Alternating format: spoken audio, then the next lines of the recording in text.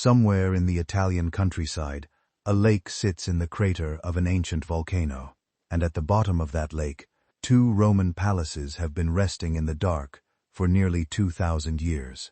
In the highlands of a country most people could not place on a map, thousands of stone structures, built by a culture that vanished without explanation, stretch across the landscape as far as the eye can see.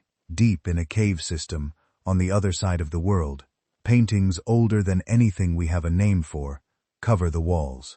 The ancient world was a busy place. People were building, carving, burying, sailing, and creating on every continent across thousands of years, and in ways that still catch us off guard when we find the evidence. Tonight, I have 20 of those discoveries for you. Some of what I'll cover will be familiar in outline, but stranger in its detail than you might expect, and some of it you will not have heard of at all. Either way, none of it has a clean answer attached. And as always with our deep dives, the visuals are just there for context, and you do not need to watch closely to follow along. This is the kind of video that works just as well in the background. So whether you are winding down for the night, making yourself a drink, or just looking for something to have on, you are in the right place. Get comfortable, settle in, and let's get into it. In the mountains of the American Southeast, there is a story that the Cherokee have been telling for a very long time. It describes a people who lived in the Appalachian region before the Cherokee arrived, a group known as the Mooney-eyed people. According to the accounts, they were pale-skinned and large-eyed, so sensitive to light that they could only move around at night. They built stone structures across the mountain landscape, and at some point, the Cherokee drove them out. The earliest written record of the story comes from 1795 in an account by Benjamin Hawkins, a U.S. government agent who spent years living among the Cherokee and carefully documented their oral traditions. Hawkins described the Mooney-eyed people as an established part of Cherokee historical memory, something passed down across generations rather than a recent addition to their storytelling. Other observers over the following decades recorded the same account with the same consistent details: pale skin, oversized eyes, nocturnal habits, stone construction. The description did not shift or vary much between sources, which is usually a sign that an oral tradition is preserving something specific rather than drifting into general myth. The Cherokee themselves had been living in the southern Appalachian for centuries before European contact with their territory, covering a vast area across what are now the states of North Carolina, Tennessee, Georgia, Alabama, and South Carolina. They were a sophisticated and politically organized people with a complex clan system, established trade networks, and a detailed oral history that recorded their relationships with the landscape and with the peoples they had encountered or displaced over time. The Mooney people account sits within that broader historical tradition, treated not as mythology, but as a record of something that actually happened in the region, before the Cherokee became the dominant culture there. The stone structures the Cherokee associated with the Mooney-eyed people are still there.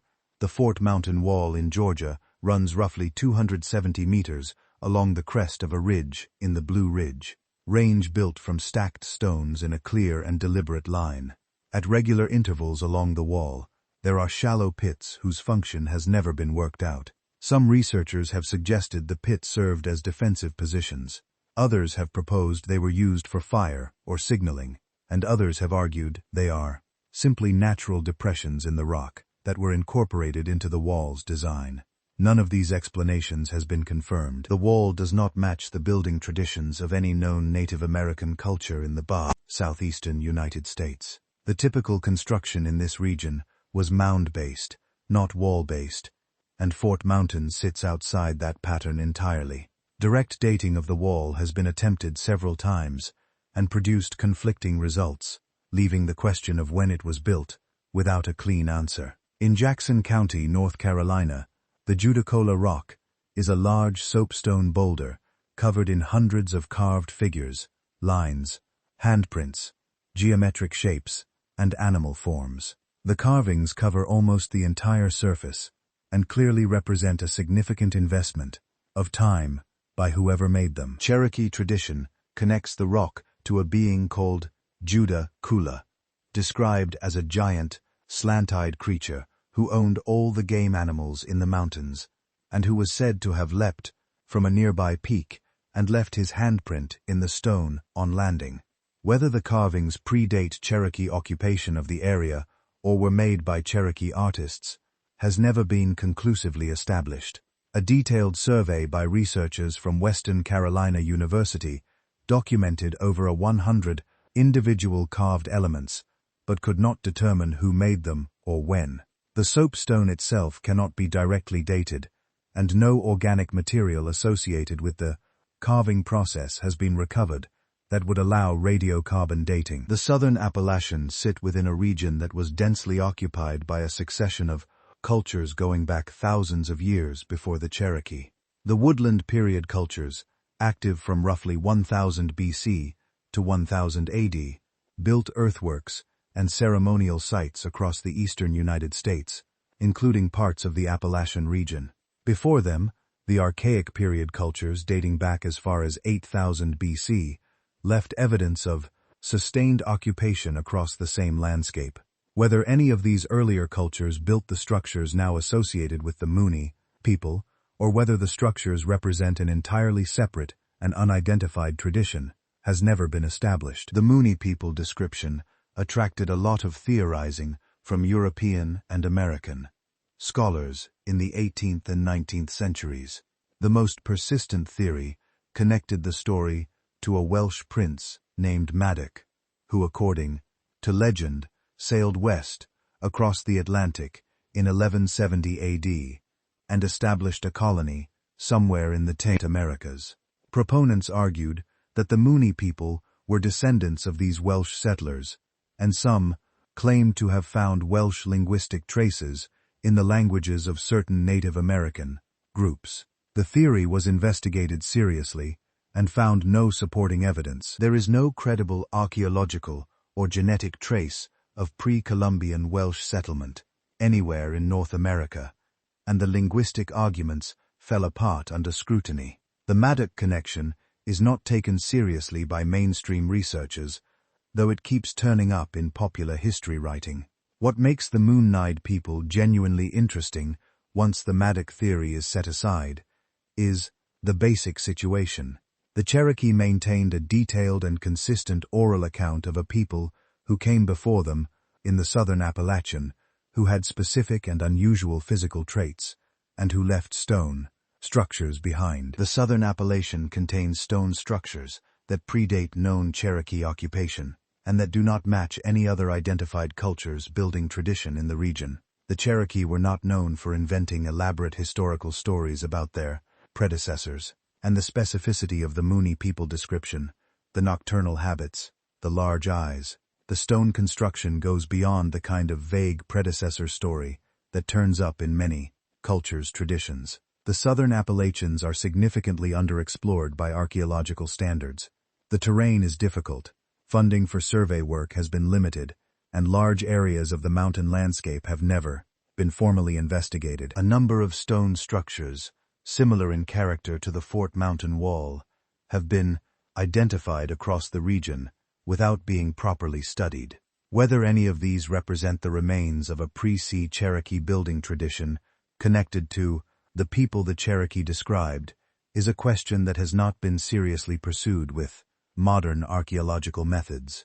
The broader question of who was living in the southern Appalachians in the centuries before the Cherokee consolidated their presence there is not well understood. The Mississippian culture, which dominated much of the southeastern United States from around 800 to 600 AD, left extensive earthwork sites across the land areas of the region, but is not associated with the kind of stonewall construction seen at Fort Mountain. The relationship between the Mississippian people, the Cherokee, and whatever earlier groups may have occupied the mountain zones is an area where the archaeological record is genuinely thin. One detail worth noting is that the Museum of the Cherokee Indian in Cherokee, North Carolina, displays a carved wooden figure known as the Welsh Indian, a folk art piece depicting a figure, with wide eyes, that some have connected to the Mooney people tradition. The figure is not ancient, but its presence in the museum reflects how seriously the Cherokee themselves have taken this part of their oral history enough to preserve and display a physical representation of it. The tradition is not treated as embarrassing folklore by the community that carries it. It is presented as a genuine part of their historical account of the region, sitting alongside other documented elements of Cherokee history and culture. Long before the pyramids, long before the first cities rose along the banks of the Nile, a culture was already flourishing in Mesopotamia that would eventually lay the groundwork for everything we think of as the ancient world. The Ubed people lived across what is now Iraq and the surrounding region from roughly 6,500 to 3,800 BC, making them one of the earliest complex societies in the ancient Near East. They built temples, developed irrigation systems, traded across long distances, and created a social structure sophisticated enough that the Samrian civilization, the world's first truly urban society, grew directly out of what the Ubaid left behind. They also made figurines that nobody has been able to explain. Among the thousands of clay objects recovered from Ube sites over the past century, a specific type keeps appearing. Humanoid figures with elongated heads, pointed faces, almond-shaped eyes, and skin that looks scaled or textured. Some stand upright, holding staffs or other objects. Some sit in positions that suggest authority or ceremony. Some are clearly female, and a number of them appear to be nursing infants. They come in male and female forms, and have been found at multiple sites across a wide area, including Telis Sawan and two of the most extensively excavated Ubad locations. The figures have been turning up since the early 20th century, and studied ever since. What they represent is still an open question.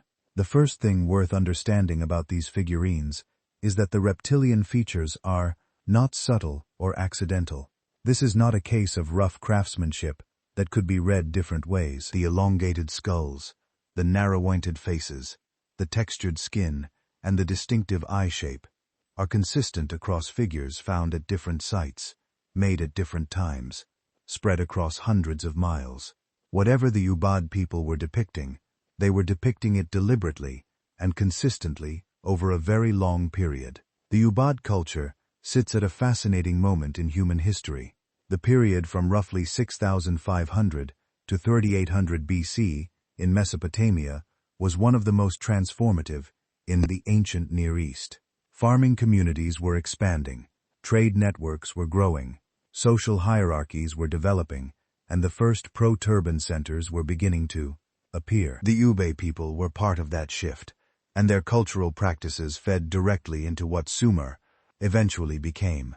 By the time writing was invented, and the Sumerians began leaving records, the Ube were already ancient history. But the temples they built, the gods they worshipped, and the social patterns they established had shaped the world the Sumerians inherited.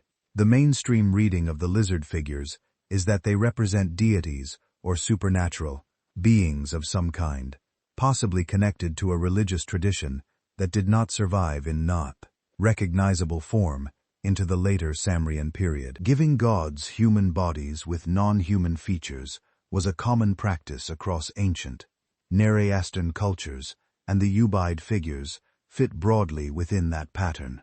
Sumerian mythology eventually filled the world with gods who were essentially giant humans, but the earlier religious traditions they drew on may have been considerably stranger, and the lizard figures may be a glimpse of that older belief system. Where this interpretation runs into difficulty is in the details. The reptilian features of the Ubade figures are not the kind of stylized animal attributes that appear in later Mesopotamian art, where a deity might be shown with a lion's head or a bird's wings as a clear symbolic marker. The Ubad figures look like a coherent physical type, consistent enough in their features, that they read more like representations of a specific kind of being than a symbolic artistic shorthand. And the domestic context of some of the figures, particularly those showing what appear to be mothers nursing infants, sits oddly with a purely religious reading. Deity figures tend to turn up in temples and ceremonial deposits. Nursing mother figures turn up in homes. The Ubaid lizard figures appear in both settings.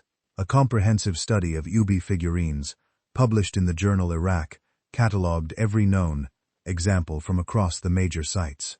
The researchers found that the reptilian figures were not limited to one location or one short period. They were turning up consistently across a wide area over a long stretch of time, which rules out the idea that this was some local quirk or one-off artistic trend. The study confirmed the figures were a genuine and sustained feature of Ubaid culture. It did not offer a definitive answer for what they meant, and the authors were clear about the limits of what the evidence allows. There is also the question of what came before and after. The lizard figure tradition does not have a clear precursor in the region. Earlier, Neolithic cultures in the Near East produced figurines, but the specific reptilian type associated with the Ubaid appears without an obvious buildup leading to it. And after the Ubaid period ends and Sumerian civilization begins to take shape, the lizard figures simply stop. Later Mesopotamian art is extraordinarily rich and varied, but it does not continue or develop the reptilian humanoid tradition in any recognizable way. The figures appear, persist for around 2,000 years, and then disappear without leaving a clear trace in what came after. The site of Tel Essawan in central Iraq is one of the most important locations for understanding the Ubaid figurine tradition. Excavations there uncovered a large number of the lizard-type figures, alongside evidence of a well-organized and economically active community. The people living at Tel Essawan were importing materials from hundreds of miles away and producing goods worth trading across long distances. They were connected to a broader ancient world, participating in networks that stretched far beyond their immediate landscape. The people making the lizard figures were not isolated or simple. They were part of a complex and active society, which makes the complete disappearance of this figurine tradition from the later record even harder to account for. Some researchers have proposed that the figures represent a priestly or elite class within Ubaid society, people who wore masks or costumes with reptilian features during religious ceremonies, and that the figurines are depictions of those ritual performers, rather than supernatural beings. This keeps the figures within the range of known human behavior, but it does not explain why the tradition was so consistent across so many different locations, or why it stopped so cleanly when it did. Others have pointed to serpent symbolism in later Mesopotamian mythology, where the snake and soon the dragon are tied to primordial forces and divine power, and suggested the Ubaid figures are an earlier expression of the same tradition. But the visual connection between the Ubaid figures and later Mesopotamian serpent imagery is not strong enough to build a confident case on. One detail that tends to get overlooked in discussions of the Ubaid figures is the nursing mother examples. A figure of a reptilian humanoid nursing an infant is not what you would expect from a purely religious or ceremonial tradition. It suggests something more domestic, more embedded in everyday life.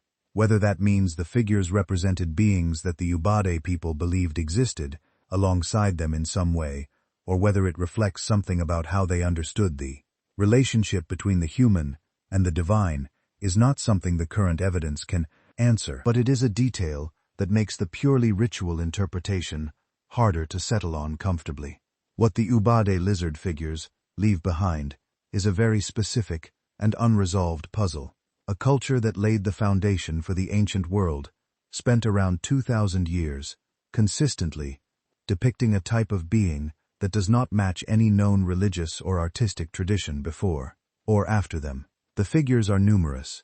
They are consistent across a huge geographic area and time span, and they have been studied for over a century without producing an agreed answer to the most basic question. What exactly were the Ubaid people depicting, and why did they stop? In June 1992, a farmer named Wu An was standing next to a pond in Xiangbun village in Xiang province, eastern China, trying to work out why it never seemed to drain. Local people had always assumed it was just a natural depression in the ground that filled with water. Wu Anna had a different theory, and he decided to test it by renting a water pump and seeing what was actually at the bottom. It took 17 days of continuous pumping to find out. When the water level finally dropped enough to see what was underneath, Wu Anna was not looking at the bottom of a pond. He was looking at the entrance to an enormous underground cavern carved entirely by hand from solid sandstone. Further investigation over the following weeks revealed that this was not a single cave. There were 24 of them, spread across the hillside, covering a total area of approximately 30,000 square meters, roughly the equivalent of 5 full-sized football pitches of underground space. All hand-carved, all connected, and all completely unknown to the modern world until a farmer, with a water pump, decided to find out what was at the bottom of his pond. Stepping inside the caves is a striking experience by any account. The ceilings rise up to 30 meters in places, giving the larger chambers a scale that feels more like a cathedral than anything you would expect to find carved into a hillside in rural China. Every wall and ceiling surface is covered in a pattern of chisel marks, parallel lines cut at a 45 degrees angle running across every surface in the same direction, with a consistency that is immediately obvious. Stone columns have been left standing at regular intervals to hold up the roof. There are what appear to be rooms and corridors, fish ponds, stone bridges, and pools. The caves are not rough or improvised. They are carefully designed spaces, built to a clear plan, and there is no record of them anywhere. China has one of the most detailed historical record-keeping traditions in the world. Imperial archives, local chronicles, and administrative records going back thousands of years document construction projects, military campaigns, and even routine agricultural activity in remarkable detail. The Qin and Han dynasties, the periods researchers think most likely produced the caves, based on the style of the chisel work, were particularly well-documented eras in Chinese history. The Great Wall, the Terracotta Army, major canals and road networks, all of it is in the records. The long caves, which required removing an estimated 1 million cubic meters of rock, appear in none of it, not in local records, not in imperial archives, not in any historical text that anyone has been able to find. No tools were left inside, no inscriptions on the walls, no human remains, no artifacts of any kind that might point to who was there or when. The caves were walked into for the first time in what appears to have been many centuries, and they gave nothing away. The sheer scale of what was carved there is worth thinking about. 1 million kb of rock, removed by hand, using tools that left marks roughly a cime wide. That rock had to go somewhere, and researchers have found no obvious spoil heap anywhere in the surrounding landscape. Some have suggested the stone was used as building material elsewhere, which would at least explain its absence. But no local construction has been identified that could account for that volume. Where it went is one of several things about the long caves that simply has no answer. The chisel mark pattern is one of the most discussed features. Across all 24 chambers, covering 30,000 meters of wall and ceiling, the marks run in the same direction, at the same angle.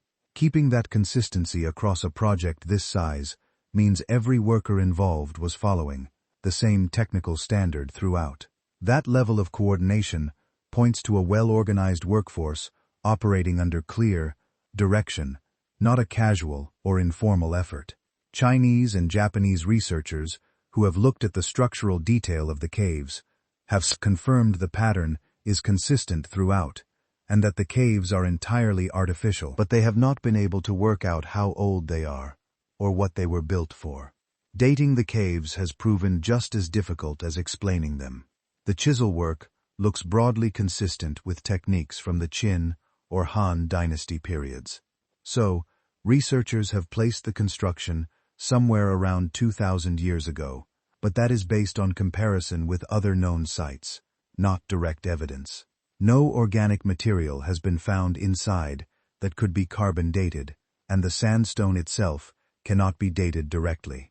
The 2,000-year figure is an educated guess, not a confirmed date. Several theories have been put forward for what the caves were actually used for. Underground storage for grain or other goods is one of the more practical suggestions, and storing materials underground was a known practice in ancient China.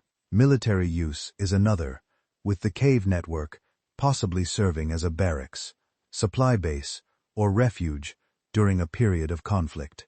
Ritual or ceremonial spaces have also been proposed, based on how deliberate and careful the construction clearly was. Some researchers have suggested the caves were a quarrying operation, with the extracted stone being the whole point and the caves themselves a byproduct. Others think the project may have been abandoned before it was finished, which might explain why nothing was left behind.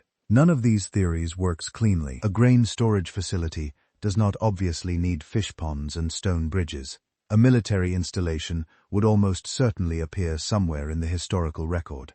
A quarrying operation on this scale would leave a massive spoil heap.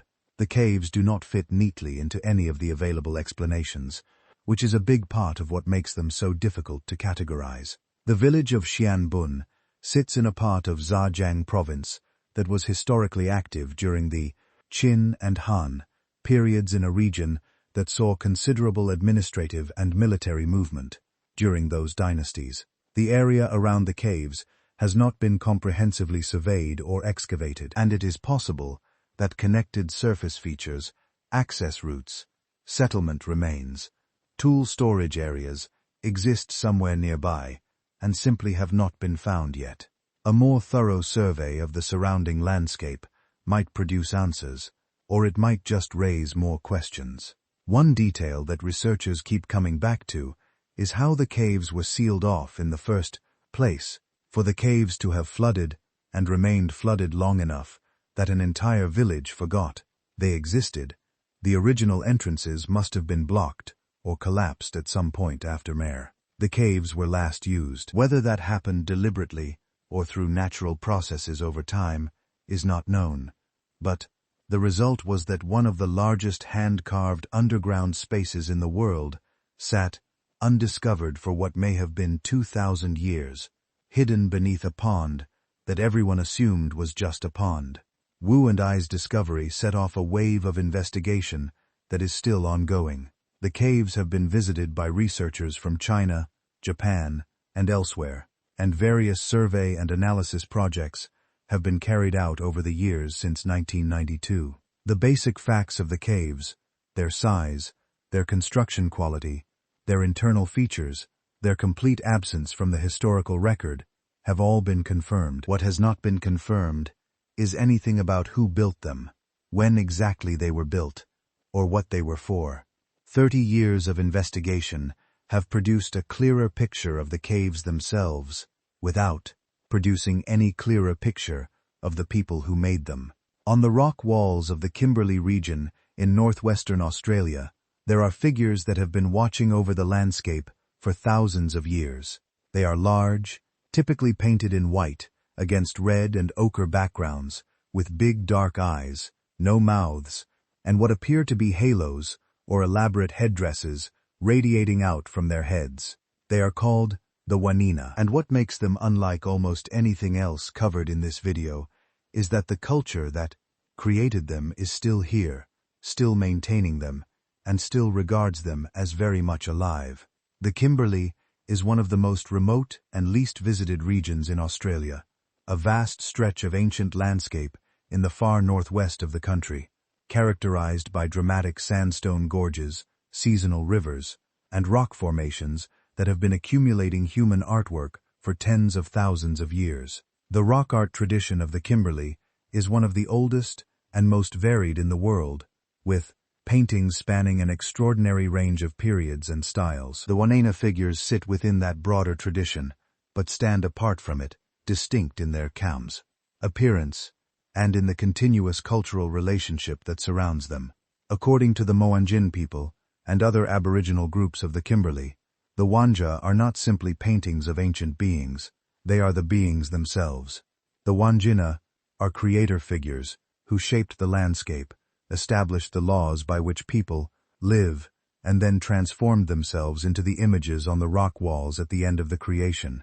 Period. They are not historical figures from a distant past. They are ongoing presences in the landscape, and the paintings are the form they currently inhabit. Allowing a Weena painting to fade or deteriorate is not simply neglect of cultural heritage, it is allowing a living presence to weaken, so the paintings are maintained, retouched, and renewed by the traditional custodians of each site, a practice that has been going on continuously for longer than most cultures on Earth have existed in recognizable form. This creates an unusual situation for researchers. The tradition of repainting means that individual Guinea images may represent the accumulated work of many different hands across thousands of years, each generation refreshing the image on top of what came before, establishing the age of any specific painting is therefore complicated, because what you are looking at may be a recent layer applied over a much older base. The oldest Wanga-style figures that researchers have been able to date with any confidence appear to be around 4,000 years old, though some researchers have argued for earlier examples based on stylistic analysis. A study published in the journal Australian Archaeology in 2020 conducted new dating, analysis of Kimberley rock art, and confirmed the deep antiquity of the tradition, while being clear that many questions about the oldest layers remain open. Whether the Wanja tradition goes back further than 4,000 years, and if so, by how much, is something the current evidence cannot settle. The visual appearance of the Wanja figures has attracted a great deal of attention from outside the communities that created them, and not all of it has been welcome. The large eyes, the absence of a mouth, and the halo-like headpiece give the figures a look that is unlike most other prehistoric art traditions anywhere in the world. And over the decades, various commentators and researchers from outside the Aboriginal community have proposed their own theories about what the Wanjuna really are. Ancient astronaut theories have been particularly persistent, with some writers arguing that the figures depict visitors from space, pointing to the large eyes in the halo as evidence of helmets or spacesuits. Others have proposed connections to ancient civilizations from outside Australia, suggesting the figures reflect contact with Egyptian, Phoenician, or other cultures from the ancient world. The Moanjum people and other Kimberley communities have been consistent and clear in their response to these theories. The Wanja are their creation beings, their cultural and spiritual tradition, and outside, interpretations that overlay the figures with unrelated frameworks are seen as a misrepresentation of something that is still a living and active part of their culture. The figures are not ancient aliens. They are not evidence of foreign contact. They are the Weena, and the people who have maintained a direct and unbroken relationship with, for thousands of years, are the appropriate source of knowledge about what they are. That said, the archaeological questions about the Weena tradition are genuine and have not been fully answered. The Kimberley region contains an enormous number of rock art sites, many of which have never been formally documented. The full geographic extent of the Wanja tradition across the region is not known with precision, and the relationship between the Wanja figures and the other art styles found in the Kimberley, some of which are considerably older, has not been fully worked out.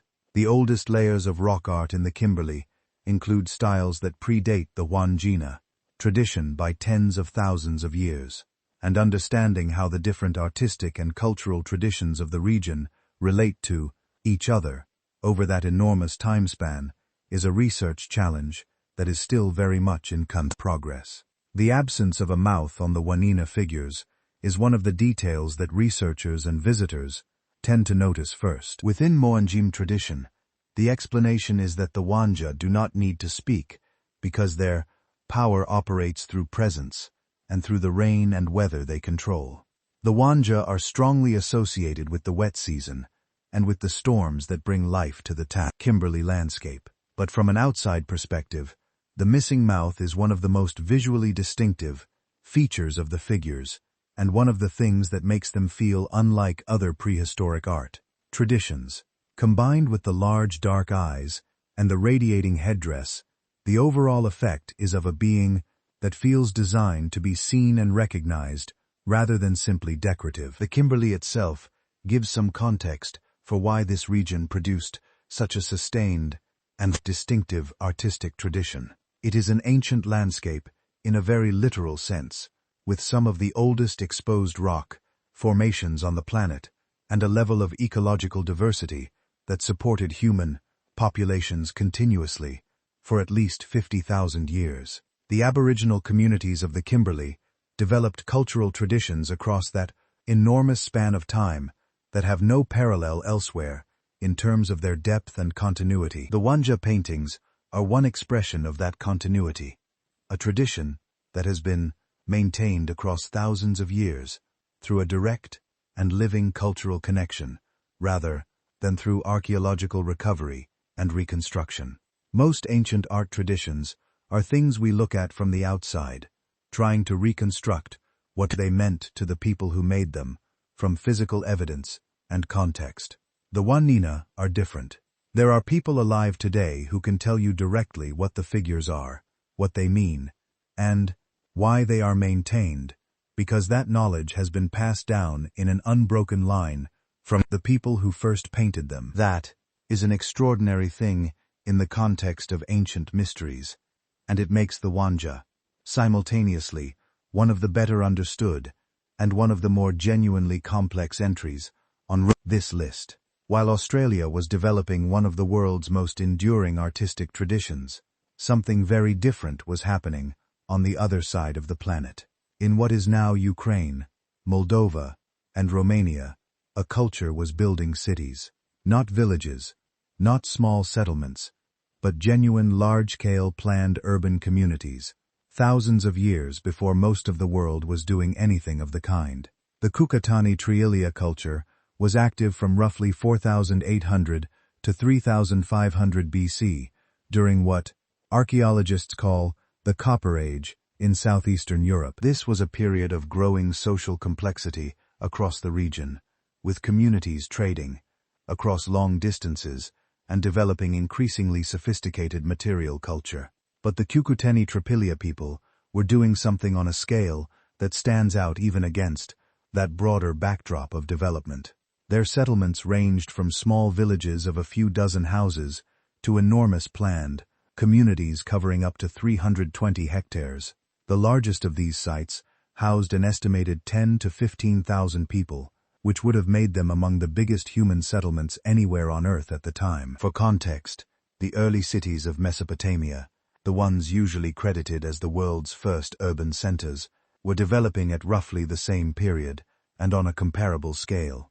The difference is that those Mesopotamian cities went on to become the foundation of recorded history. The Kukuteni Trialia Megites were forgotten so completely that their existence was not confirmed until the 20th century.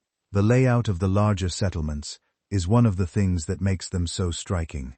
The houses were not scattered randomly across the landscape. They were arranged in precise concentric rings, row after row of large two-story structures, circling around open central spaces that appear to have been used as communal areas. Streets ran between the rings, and at the center of each settlement, there were larger buildings that researchers interpret as assembly spaces or communal halls. The planning involved in organizing a community of 10,000 people into this kind of structured layout is not simple. It requires coordination, agreed rules, and some form of authority capable of directing construction across the whole site. LiDAR surveys of Trialia Megaites, published in the journal PLS1 in 2020, revealed the full, internal layout of several sites for the first time, and the results confirmed just how deliberate and carefully organized the settlements were. The circular planning was not approximate. It was precise, consistent, across sites separated by significant distances and maintained across the 300 years or so during which the megalite tradition was at its height. These communities were not independently inventing similar layouts. They were following a shared cultural template for how a settlement should be organized, and then they burned them down. Every Kukoteni Triilia settlement that has been properly excavated shows the same thing. At the end of its period of use, the entire community was deliberately and systematically set on fire. Not one or two buildings, not a district or a quarter, but every house in the settlement, torched in what appears to have been a coordinated event. After the burning, the community moved to a new location, built a new settlement to the same plan, occupied it for roughly 60 to 80 years, and burned that one down too. This happened repeatedly across the full span of the culture's existence, at site after site, across a wide geographic area. The fires were not the result of attack or accident. Researchers can tell this from how the burning was carried out. The fires were started from inside the houses, not outside. In many cases, the contents of the houses appear to have been arranged before the burning with objects placed in specific positions, rather than left where they happened to be in daily use. This points to some kind of preparation before the fire was set, a deliberate process, rather than a hurried departure. The communities did not flee and leave their homes to be destroyed. They arranged things, set the fires themselves, and moved on. What this means in practical terms is that the Kukoteni Triilia people spent a significant portion of their cultural energy building large, carefully planned communities, and then destroying them on purpose, repeatedly, over the course of more than 1,000 years. The effort involved in constructing a settlement housing 10,000 people is enormous. The effort involved in then systematically burning every structure in that settlement to the ground is also considerable. Doing this cycle over and over, generation after generation, as a deliberate cultural practice, points to a belief system or social logic that was strong enough to override what most people would consider the obvious appeal of simply staying in the settlement you had already built. Why they did it is the question that has never been answered.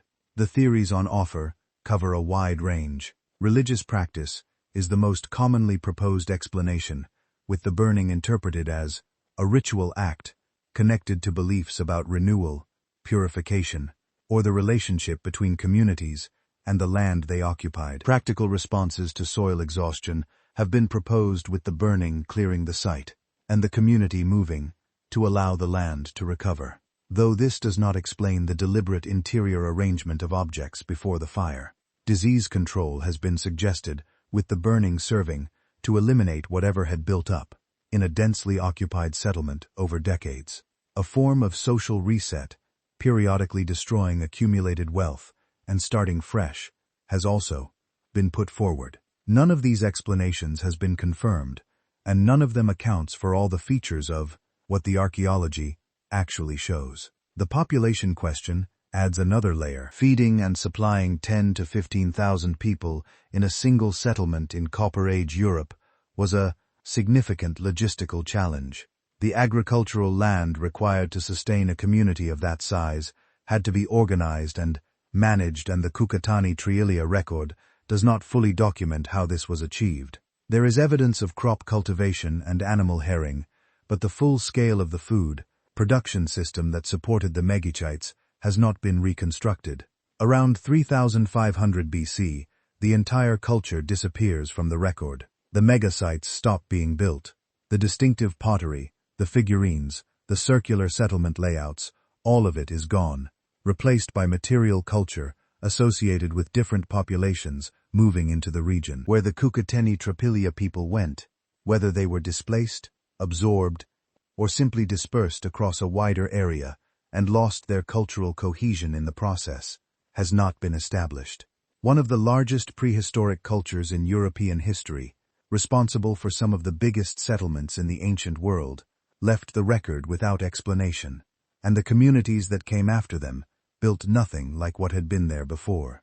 Most people who have heard of Göbekli know the basic story. A site in southeastern Turkey, around 12,000 years old, containing monumental stone temples, built by hunter-gatherers at a point in history when nobody was supposed to be capable of that kind of construction. It rewrote what researchers thought they knew about the origins of organized religion and large-scale architecture, and it has been one of the most talked about archaeological discoveries of the past 30 years. What most people do not know is that Göbekli is not alone.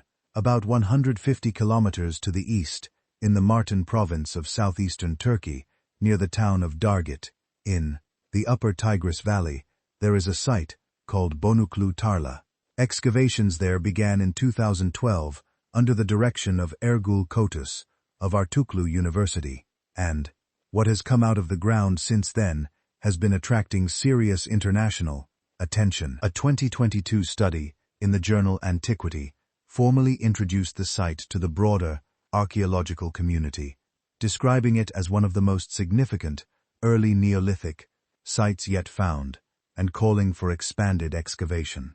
The site dates to approximately 12,000 years ago, placing it at the same point in history as Göbekli, or possibly earlier. What researchers have found at Bonuklu Tarla is a combination of features that taken together paint a picture of a community doing things that the conventional timeline for early human development was not built to accommodate.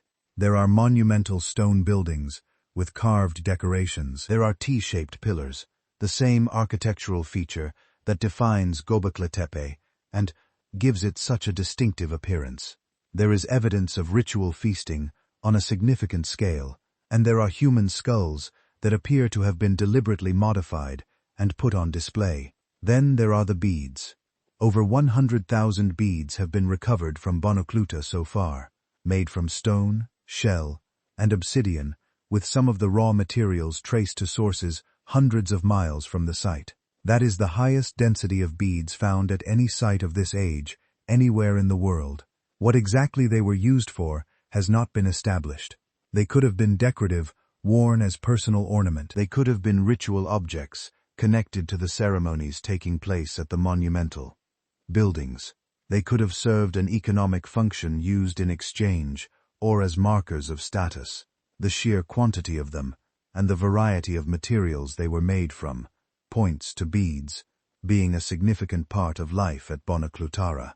But the specifics of what that looked like in practice are not yet clear. 12,000 years ago sits at the very beginning of what archaeologists call the Neolithic Revolution, the period when human communities in the Fertile Crescent were starting to shift away from nomadic hunting and gathering towards settled life and agriculture. This transition is one of the most studied periods in human prehistory, and the conventional picture of it places the development of social complexity, organized religion, monumental architecture, and long-distance trade as consequences of that shift. Things that became possible once people settled down and started producing food surpluses. The standard sequence runs roughly like this. Farming comes first, then surplus, then social hierarchy, then monuments and religion. Bonuklu Tarla, like Göbekli, does not fit that sequence. The site is 12,000 years old, which places it at the very beginning of the Neolithic transition, before large-scale agriculture was established in the region. And yet it already has monumental architecture, ritual spaces, evidence of organized feasting, and a long-distance trade network capable of sourcing materials from hundreds of miles away. If the sequence was supposed to run farming first and complexity second, someone at Bonuklu Tarla did not get the message. The T-shaped pillars connect the site clearly to Göbekli and to a broader network of early Neolithic sites across the region that share architectural and cultural features. Researchers working in southeastern Turkey and northern Syria have identified a growing number of sites from this period that appear to have been part of the same broad cultural world, communities that were connected to each other through shared beliefs, shared architectural traditions, and shared material culture. Bonuklu Tarla sits within that network, though it also shows features that are distinct from Göbekli, pointing to regional variation within what was clearly not a single uniform culture. The relationship between these sites and what exactly they tell us about how early Neolithic communities were organized is one of the most active areas of current archaeological research. The skull modification at Bonuklu Tarla is one of the more striking details to emerge from the excavations. Human skulls that show signs of deliberate modification and display have been found at several early Neolithic sites in the region, including Göbekli and sites in the Jordan Valley. The practice is often described as ancestor veneration or a skull cult. Though neither of those labels fully captures what was actually going on, the skulls appear to have been treated as significant objects after death, potentially displayed in ritual contexts or kept as part of ongoing ceremonial practice. How this connected to the monumental architecture at these sites, whether the buildings were the setting for skull-related rituals, or whether the two practices were simply part of the same, broader religious tradition, is not fully understood. What makes Bonoklu Tarla particularly valuable is that it is still being excavated. The site is large, and what has been uncovered so far represents only a portion of what is there. Each season of fieldwork has added new material and new complexity to the picture, and the expectation among the researchers involved is that the site has considerably more to reveal. The 2022 Antiquity paper was in part a call to the wider archaeological community to pay attention to Bonoklu Tara and to support the expansion of excavation work there, reflecting a sense among the researchers that the site has the potential to reshape understanding of this critical period in human prehistory. In the same way that Göbekli Tepe did when it first came to wide attention in the 1990s, the upper Tigris Valley, where Bonoklu Tarla sits, was 12,000 years ago a landscape in transition. The climate was shifting at the end of the last ice age. Wild plant and animal species that people had been hunting and gathering for thousands of years were changing in their distribution, and communities across the Fertile Crescent were beginning to experiment with new ways of managing their food supply. Into that context, Bonoklu Tara presents a community that was already building temples, already connected to distant trading partners, and already engaging in complex ritual practices involving the dead. Whatever was driving the development of social complexity in this part of the world, it was clearly well underway before farming took hold. From the temple sites of southeastern Turkey, we move to the Gulf Coast of Mexico and to a culture that most people have heard of, but very few actually know much about. Theme are often described as the mother civilization of Mesoamerica, the culture that came before the Maya and the Aztec, and whose influence can be traced through both of them. They carved the colossal stone heads that remain one of the most recognizable images in Treve, pre-Columbian art. They built large ceremonial centers, developed a sophisticated religious and artistic tradition that spread across a wide region, and for a long time they were thought to have left no writing. That changed in 2006. In the 1990s, road workers near the town of Cascajal in Veracruz, Mexico, turned up a flat serpentine stone tablet while clearing ground. It passed through several hands before reaching researchers, and when it did, it was recognized as something significant. A study published in the journal Science in 2006 formally presented the Cascadil block to the academic world. The conclusion was straightforward and striking. This was the oldest known example of writing anywhere in the Americas, dated to approximately 900 BC. The block is covered in 62 symbols arranged in horizontal rows. The symbols include geometric shapes, representations of natural objects, and more abstract signs. And crucially, some of the symbol groups repeat in ways that suggest a structured system, rather than random marks or simple decoration.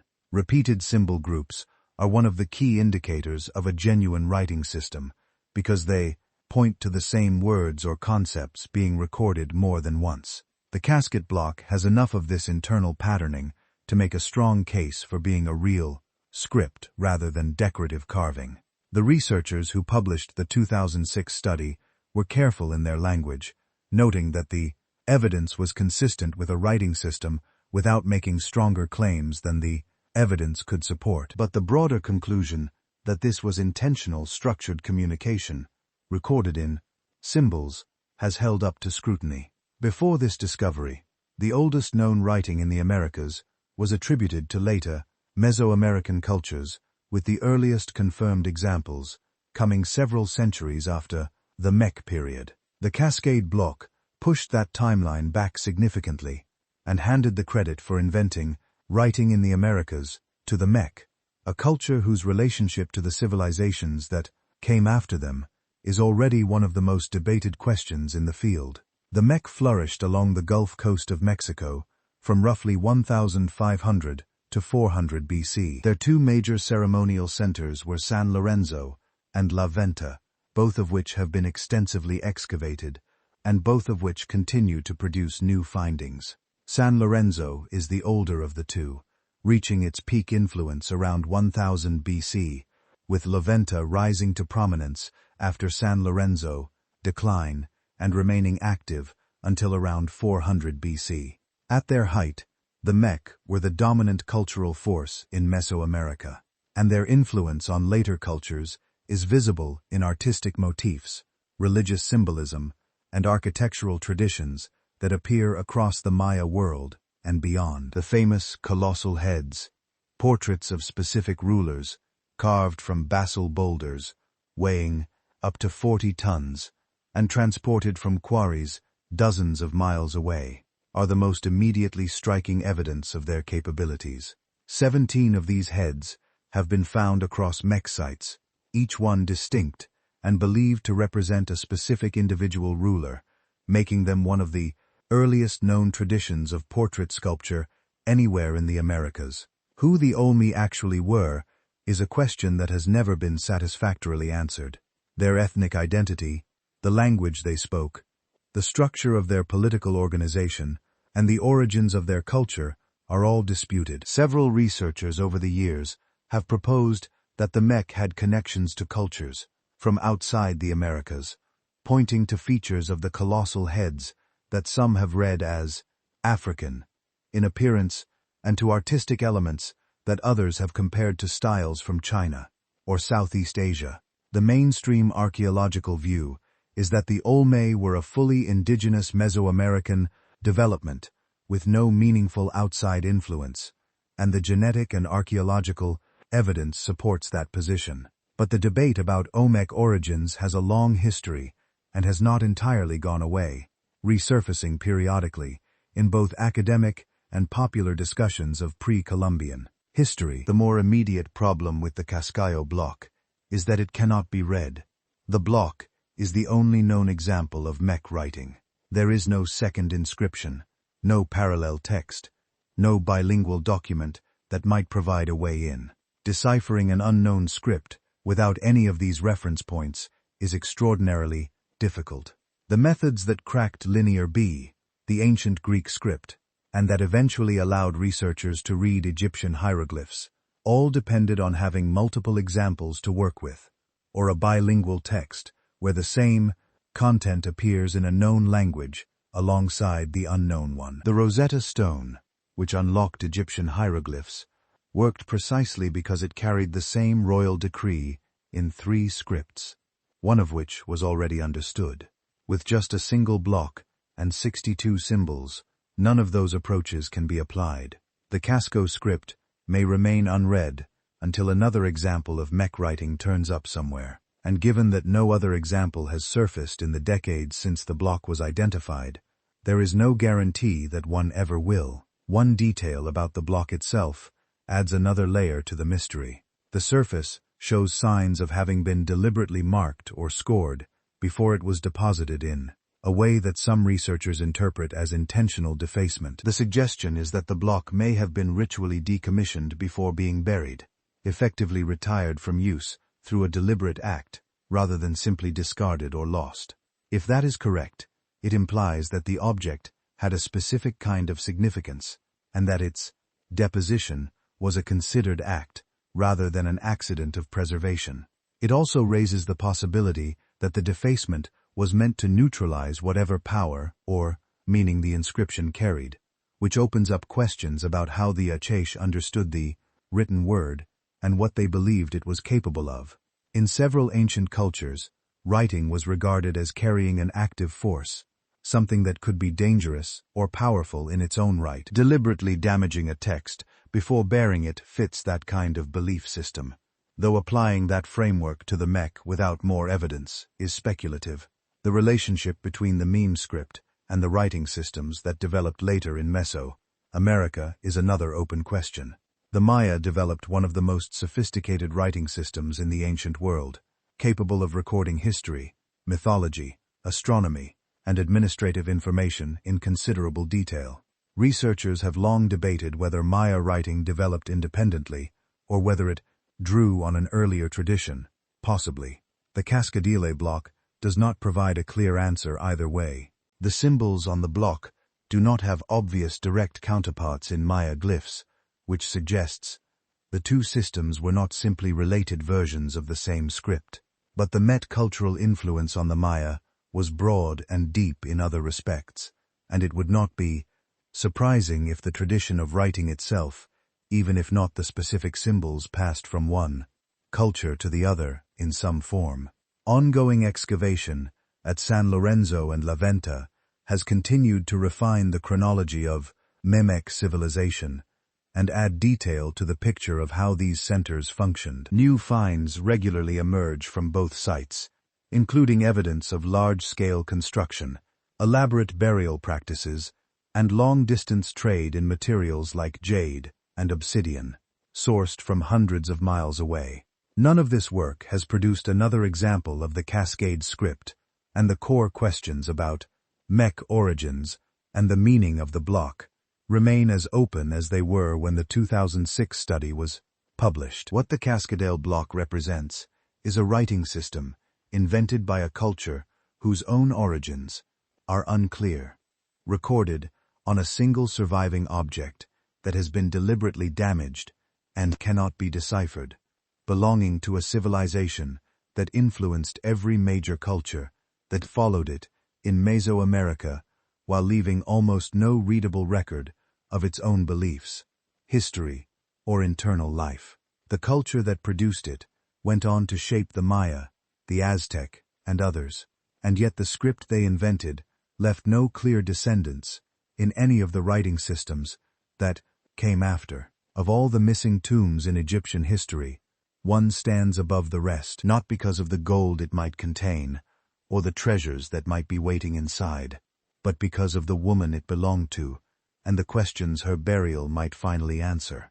Nefertiti has been one of the most famous faces of the ancient world since her painted limestone, a bust, was unveiled in Berlin in 1924.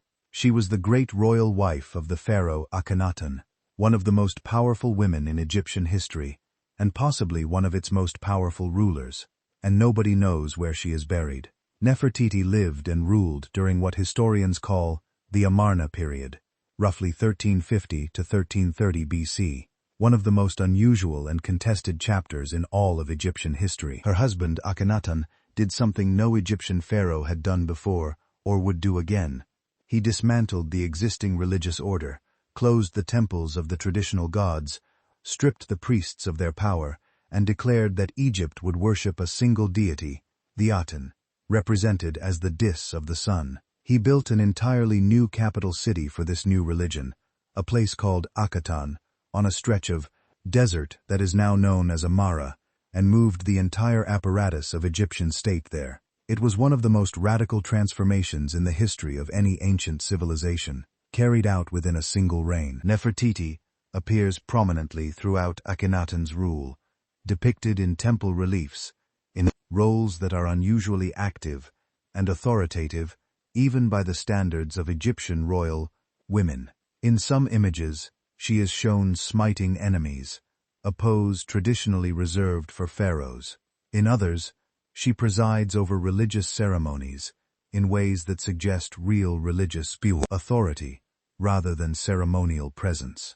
Toward the end of Akhenaten's reign, she disappears from the official record, and what happened to her after that is one of the most debated questions in Egyptology. Some researchers believe she died before Akhenaten. Others argue that she outlived him and ruled Egypt herself under the name Neferuaten, pharaoh who appears in the record between Akhenaten and Tutankhamun, and whose identity has never been definitively established.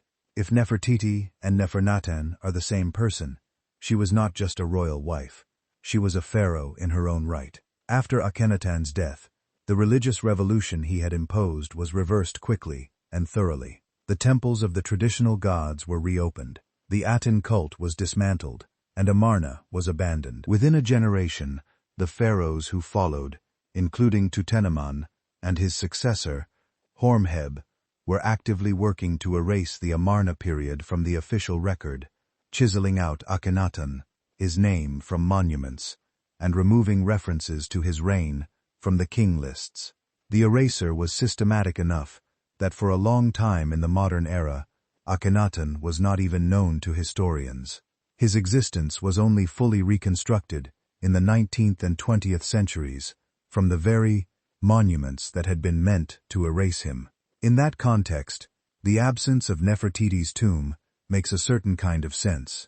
The people who came after her had strong reasons to make her disappear from the record, and they were effective at it. But a tomb, if it exists, and if it was sealed in time, would be much harder to erase than an inscription. It would potentially contain objects bearing her name, texts recording her titles and her history, and possibly inscriptions that settle the question of whether she ruled as pharaoh. Finding it intact would be by any measure one of the great Egyptological discoveries of the modern era. In 2015, British Egyptologist Nicholas Reeves published a paper that sent a wave of excitement through the field. Working from high-resolution scans of the walls of Tutankhamun's tomb in the Valley of the Kings, Reeves argued that he could see the outlines of two blocked doorways hidden behind the painted plaster of the burial chamber walls. One of these, he proposed, led to a storage room. The other, he suggested, led to a second burial chamber. And that chamber, he argued, was the original tomb of Nefertiti, into which Tutankhamun had been placed as a secondary occupant when he died unexpectedly young, with his own tomb unfinished. The theory was based on careful analysis of the tomb's layout, the direction of the painted decoration near the walls in question, and what Reeves identified as inconsistencies in the plasterwork that he believed indicated doorways filled in and painted over. It was not a fringe proposal. Reeves is a respected Egyptologist with deep knowledge of the Valley of the Kings, and the paper was taken seriously enough that the Egyptian authorities commissioned ground-penetrating radar surveys of the tomb walls in 2015 and 2016 to test whether anything was there. The initial results appeared promising. The first radar survey carried out by a Japanese team reported anomalies behind the north wall of the burial chamber that were described as consistent with a void or open space. A second team reported similar findings. The announcement made international headlines, and there was a period of real anticipation that Nefertiti's tomb might be about to be found inside the most famous tomb in Egypt. Then the results got complicated. A third radar survey, carried out by a different team using different equipment, found no evidence of hidden spaces behind the walls. The conflicting results produced a dispute between the teams involved that became quite public, with each side questioning the methodology of the other. The Egyptian authorities brought in additional teams, and the results continued to disagree. Some saw anomalies, others saw nothing. The disagreement has never been fully resolved, and access to conduct further testing inside Tutankhamun's tomb has been managed carefully, given how significant and fragile the site is. Where things stand now is that the Reeves theory is neither confirmed nor ruled out. The radar evidence is genuinely contested, and without a physical investigation of the walls themselves, which would involve opening sections of painted plaster that have survived for 3,000 years, the question cannot be settled by remote sensing alone. More recent scanning work using updated technology has been conducted at the site, but the results have not been publicly released in full. Not everyone agrees that the Valley of the Kings is where Nefertiti's tomb should be sought. A significant number of researchers argue that if Nefertiti died during or shortly after Akhenaten's reign, she would most likely have been buried at Amarna, the city that was built for the religious revolution she was part of. Several royal tombs have been found at Amarna, including one that appears to have been used by Akhenaten himself.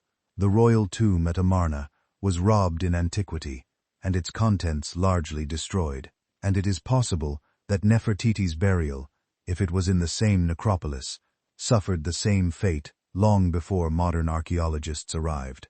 If the tomb is ever found, and found intact, what it might contain is worth considering. Any burial of Nefertiti, with clear identifying inscriptions, would immediately become one of the most studied objects in Egyptology. The texts, the objects, and the physical remains could shed light on who she was, what role she played in the final years of the Amarna period, whether she ruled as pharaoh, and what her relationship to Tutankhamun actually was. The Amarna period remains one of the most debated and least understood chapters in Egyptian history, and Nefertiti sits at its center. Her tomb, wherever it is, has the potential to change a significant part of what we think we know about it. In 1922, a British archaeologist named Leonard Woolley arrived at the ancient city of in what is now southern Iraq, and began one of the most significant excavations in the history of the ancient world. Woolley would work at the site for 12 years, and what he found there would shock the archaeological community in ways that the passage of a century has done nothing to diminish. Was one of the great cities of ancient Sumer, a civilization that flourished in Mesopotamia from roughly 3500 BC onward, and that is credited with some of the foundational developments of human history. Among them, the invention of writing, the wheel, and some of the earliest legal codes. At its peak, was a major urban and religious center, home to a large population and dominated by a towering step temple called a ziggurat, dedicated to the moon god, Nana. By the time Woolley arrived, the city had been abandoned for centuries, buried under the desert of southern Iraq. What Woolley uncovered in the cemetery area of the site was a collection of 16 royal tombs, dating to approximately 2600 BC, belonging to the early Samrian ruling class. The tombs were richly furnished, containing gold, silver, lapis lazuli, carnelian, and objects of extraordinary craftsmanship that immediately marked them as among the most elaborate burials found anywhere in the ancient Near East. But the objects were not what made the discovery so unsettling.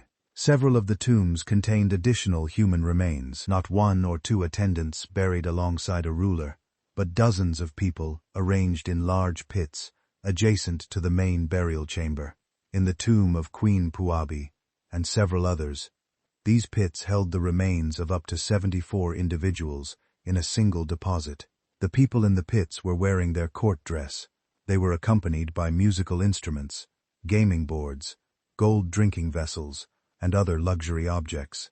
They were arranged in orderly rows, and they showed no signs of having been killed by force. Woolley called them death pits. The question he could not answer, and that researchers have been working on ever since, is what exactly happened in them. Queen Puabi's tomb is the best preserved and most studied of the royal burials at Urur.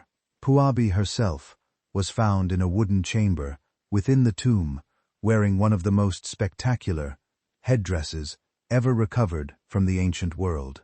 A towering construction of gold leaves, gold ribbons, lapis lazuli, and carnelian that would have required considerable skill to produce and considerable effort to wear.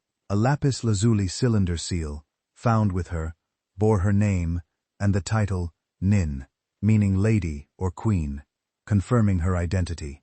2 attendants were buried within the chamber itself, positioned near the queen. Outside the chamber in the death pit were the remains of 23 additional people, including what appear to have been musicians, with instruments still positioned beside them. The musical instruments found across the royal tombs at Ur are some of the most remarkable objects to survive from the ancient world. Lyres and harps decorated with gold bulls, heads and inlaid panels were recovered from multiple pits, and in some cases, the skeletal remains of the musicians were found still positioned as if they had been playing when they died. Whether that positioning reflects how they actually died, or whether the bodies were arranged after death by others, is not something that can be determined from the skeletal evidence alone. The absence of trauma marks on the bones of the death pit individuals is the detail that drives the most debate.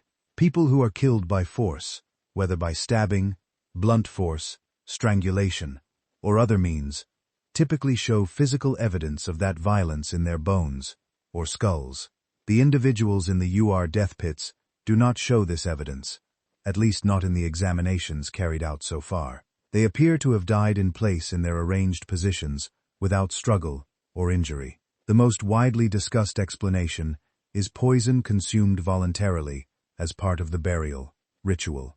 Sumerian religious texts describe the afterlife as a gray and joyless underworld for most people, a shadowy place where the dead existed in a diminished form. But the very elite, particularly rulers and those connected to them, were believed to occupy a more elevated existence in death. If the attendants in the death pits believed they were going to continue serving their queen in a realm where that service would be meaningful and where their own existence would be better than the standard Sumerian afterlife, the voluntary consumption of a lethal substance before the tomb was sealed becomes at least comprehensible as a cultural logic, even if it remains deeply disturbing by any modern measure.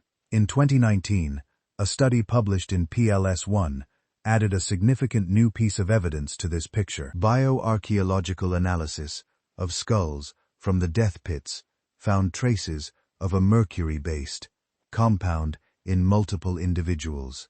Mercury compounds were used in the ancient world for various purposes, and their presence in the skulls is consistent with a poison having been administered or consumed before death. The study confirmed the presence of these compounds in several individuals across different pits, making it one of the more concrete pieces of physical evidence yet recovered about how the people in the death pits actually died. What the mercury compound was, whether it was a specific preparation, how it was administered, and whether all of the individuals in the pits consumed it, or only some, are questions the study raised without fully answering. The analysis also cannot determine whether the consumption was voluntary. A substance that causes death can be taken willingly or administered without consent, and the physical evidence does not distinguish between the two. The practice of accompanying burials appears only in a specific and narrow window of Sumerian history.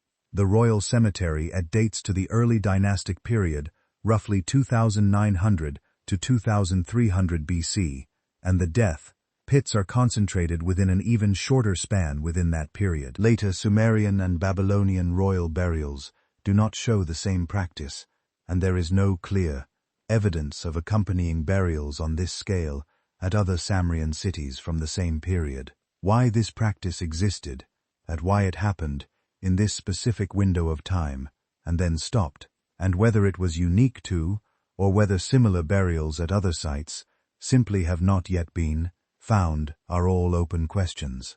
The religious framework that produced the death pits has never been fully reconstructed.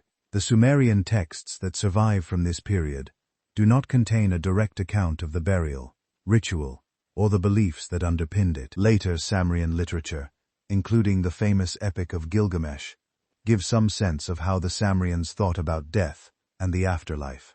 But applying those later texts to a ritual practice from several centuries earlier is not straightforward. The gap between what the death pits physically show and what researchers can say with confidence about why they happened remains wide, and it may stay that way given the limits of the available evidence. Leonard Woolley's excavations ran from 1922 to 1934, and the objects he recovered are now split between the British Museum in London, the University of Pennsylvania Museum in Philadelphia, and the Iraq Museum in Baghdad. The site itself has been the subject of ongoing study and some additional excavations since Woolley's time, though nothing has yet emerged to dramatically change the picture he established. The royal tombs remain one of the most studied and most debated sets of burials in the ancient world, and the central question of what it meant to die in one of those pits, and whether the people who did so had any real say in the matter, has never been answered. From the death pits of ancient Sumer, we travel east, a long way east, to a peninsula in northeastern Asia, where something happened during the Bronze Age that has never been fully accounted for, and that most people outside Korea have never heard of. Korea has more megalithic dolmens than any other country on Earth, more than 30,000 of them spread across the entire peninsula, from the northern mountains down to the southern coast. To put that number in perspective, all of Europe combined has fewer, the whole of the rest of East Asia has almost none, and yet on the Korean peninsula during the Bronze Age, communities were raising these structures by the thousand for centuries in a tradition so large and so sustained that it still has not been fully mapped or explained. A dolmen is a straightforward type of megalithic structure. Two or more upright stones are placed in the ground to form the walls of a chamber, and a large flat capstone is laid across the top. The result is a table-like form that looks simple enough in design, but becomes considerably more complex when you start considering the scale of the stones involved. The capstones on the largest Korean dolmens weigh over 250 tons. To carry that number for a moment, that is heavier than the largest stones used at Stonehenge, and the people moving them were doing so without wheeled vehicles, without metal tools, and without draft animals capable of handling loads of that size. How they did it has never been definitively established. Korean dolmens fall broadly into two regional styles.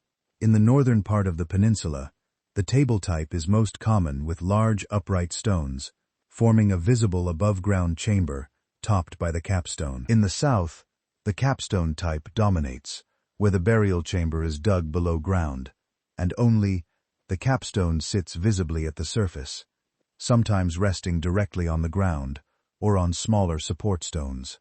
The southern capstone type tends to involve the largest stones, which makes the engineering challenge more significant in the very regions where the tradition was most widely practiced. In 2000, 3 dolmen sites, Gang, Hwasun, and Gangwon, were designated UNESCO World Heritage Sites, formally recognizing the Korean dolmen tradition as one of the most significant megalithic cultures in the world. The UNESCO designation brought increased attention to the sites, but the broader international awareness of what Korea contains in terms of prehistoric monuments has remained relatively low compared to the scale of what is actually there. The dolmens date to the Korean Bronze Age, running from roughly 1500 to 300 BC. This was a period of significant change on the peninsula. The relatively egalitarian communities of the preceding Neolithic were giving way to more stratified societies, with emerging differences in wealth, status, and power that would eventually produce the early Korean kingdoms. The dolmens are one of the clearest pieces of evidence for this transition. The largest and most elaborate examples are associated with high-status burials, suggesting they marked the graves of individuals who held significant social position within their communities.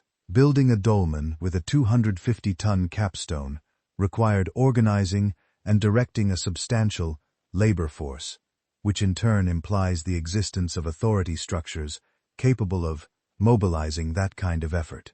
The burial goods found within Korean dolmens include bronze daggers, polished stone daggers, jade ornaments, and pottery, reflecting the material culture of the Bronze Age peninsula and confirming the burial function of the structures. The bronze daggers, in particular, are associated with elite status across Bronze Age Korean sites, and their presence in dolmen burials reinforces the picture of these monuments as markers of social distinction rather than communal burial grounds.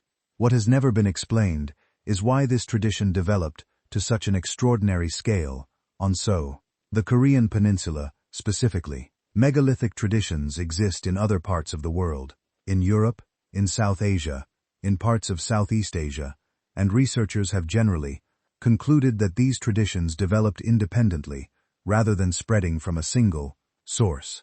The Korean dolmen tradition fits that pattern of independent development. But the sheer concentration of structures on the peninsula, 30,000 in an area roughly the size of the United Kingdom, goes far beyond anything seen elsewhere. Something about the social, cultural, or environmental conditions of Bronze Age Korea produced a megalithic building tradition on a scale that no other region matched. GIS mapping surveys, carried out in recent years, have produced more accurate counts of the surviving dolmens and revealed patterns in how they are distributed across the landscape. The results show clear regional clustering, with dolmens concentrated in specific areas, in ways that suggest the tradition was more coordinated across communities than previously understood. Rather than each community independently deciding to build dolmens, the clustering patterns point to shared cultural practices spreading across wider networks, with groups in the same geographic areas following consistent traditions in terms of size, style, and placement. This coordination across communities adds another layer to the organizational picture, suggesting that the dolmen building tradition involved communication and shared practice between groups separated by significant distances. The transport question is one that researchers keep returning to. Experimental archaeology projects in Korea and elsewhere have tested various methods for moving large stones without modern equipment, using wooden sledges, rollers, ropes, and large numbers of people working together. These experiments have demonstrated that moving stones of considerable size is achievable with enough labor and the right technique, but they have not definitively established how stones in the 200-ton range were actually handled. The largest capstones in Korea are at the upper end of what experimental archaeology has convincingly demonstrated, and the specific methods used by Bronze Age Korean communities to source, transport, and position these stones remain a matter of ongoing investigation rather than settled fact. The religious and cosmological beliefs that drove the dolmen tradition are poorly understood. The Korean peninsula in the Bronze Age left no written records, and the oral traditions that might have preserved knowledge of what the dolmens meant have not survived in a form that can be directly connected to the monuments. Researchers infer religious significance from the care taken in construction and the quality of the burial goods, but the specific beliefs about death, the afterlife, and the relationship between the living and the dead that shaped the tradition are not recoverable from the physical evidence alone. What happened to the dolmen building culture as Korea moved into its early historic period is also not entirely clear. The tradition fades from the record as the first Korean kingdoms begin to emerge, replaced by different burial practices connected to the new social and political structures of the early Seols. Whether the communities that built the dolmens were absorbed into the emerging kingdoms, displaced, or simply adapted their practices as their world changed, is a question the archaeological record does not fully answer. 30,000 monuments across an entire peninsula, and the people who built them left no account of themselves beyond the stones. In the middle of the Mediterranean, on a small island that most people could not place on a map without help, there are two temples that predate Stonehenge by over 1,000 years, and the pyramids of Egypt by around 900. They are the oldest freestanding stone structures in the world, and the people who built them disappeared so completely that when the next wave of inhabitants arrived on the island, they had no idea what they were looking at. The island is Gu, part of the Maltese archipelago, and the temples are called Gantia, which in Maltese means Tower of the Giants. That name was not given by the people who built them. It was given by the communities who arrived later and found these enormous stone structures standing on the hillside without any explanation for how they had been raised. The scale of the construction seemed to them to require a race of giants, and the name stuck. Gantia dates to approximately 3,600 BC, placing its construction deep in the Neolithic period. Two temples sit side by side within a shared outer wall built from blocks of coralline limestone, some of which weigh over 50 tons. The walls still stand up to 6 meters high in places, which is remarkable for a structure over 5,000 years old that has been exposed to the elements without significant maintenance for most of that time. The internal layout of both temples follows a trefoil plan, a series of curved apses arranged around a central corridor. a design that appears across the Maltese temple tradition, and that was clearly the product of a specific and developed architectural tradition rather than improvised construction. The people who built Gantija are known to researchers as the Temple Period culture, a population that inhabited the Maltese islands from roughly 5,000 to 2,500 BC. Over that 1,500-year period, they built an extraordinary number of temples across the small island group, many of which survive in varying states of preservation. Alongside the physical structures, they produce some of the most striking prehistoric sculpture in the Mediterranean world, including large figurines of rounded human forms that are often described as fertility figures and smaller objects of considerable skill and refinement. They painted their temples with red ochre. They conducted elaborate rituals involving animal sacrifice. They developed a mortuary tradition that involved gathering the bones of the dead in underground spaces and treating them as part of ongoing ritual practice. How the Temple Period people moved and positioned limestone blocks weighing 50 tons without metal tools, wheeled vehicles, or large draft animals is a question that has never been answered to everyone's satisfaction. The coralline limestone used for the outer walls of Gantia is harder and more durable than the softer globe limestone used for interior elements, and quarrying it without metal tools was itself a significant undertaking. Experimental archaeology projects have shown that moving large stones using wooden rollers, sledges, and organized teams of people is achievable in principle. But the practicalities of doing this repeatedly, at scale, on a small island with limited resources, point to a level of social organization and logistical capability that the conventional picture of Neolithic island communities does not always capture. Inside the temples, the evidence of ritual practice is considerable. Animal bones, primarily from cattle, sheep, and pigs, point to repeated sacrificial activity. Figurines depicting human and animal forms were placed within the temple spaces.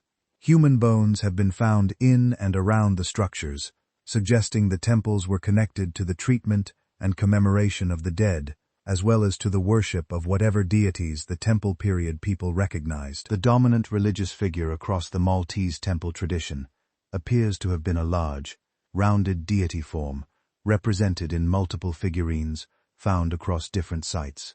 Though whether this represents a single deity or a broader symbolic tradition is debated, the connection to the underground Housei hypogum on the main island of Malta fills out the picture considerably. The hypogum, which was carved from solid rock over several centuries during the same period as Gantia, contains the remains of over 7,000 individuals. It is the only known prehistoric underground temple in the world, and its scale and the number of people deposited within it suggests that the mortuary practices of the Temple Period culture operated on a level far beyond what the above-ground temples alone would indicate. The same culture that raised the oldest freestanding stone structures in the world was also carving an elaborate underground burial complex capable of holding thousands of the dead. The two traditions appear to have been part of a single integrated religious and ceremonial system, though how exactly they related to each other is not fully understood. Around 2500 BC, the Temple Period culture ended. The temples were abandoned. The artistic tradition stopped. The population that had sustained this culture across 1,500 years of island life was gone. When new groups arrived on the Maltese islands in the subsequent centuries, they brought different material culture, different burial practices, and no apparent memory of or connection to what had come before. What happened to the Temple Period people is one of the most open questions in Mediterranean prehistory. Disease has been proposed with the isolation of island populations, making them potentially vulnerable to new pathogens introduced by outside contact.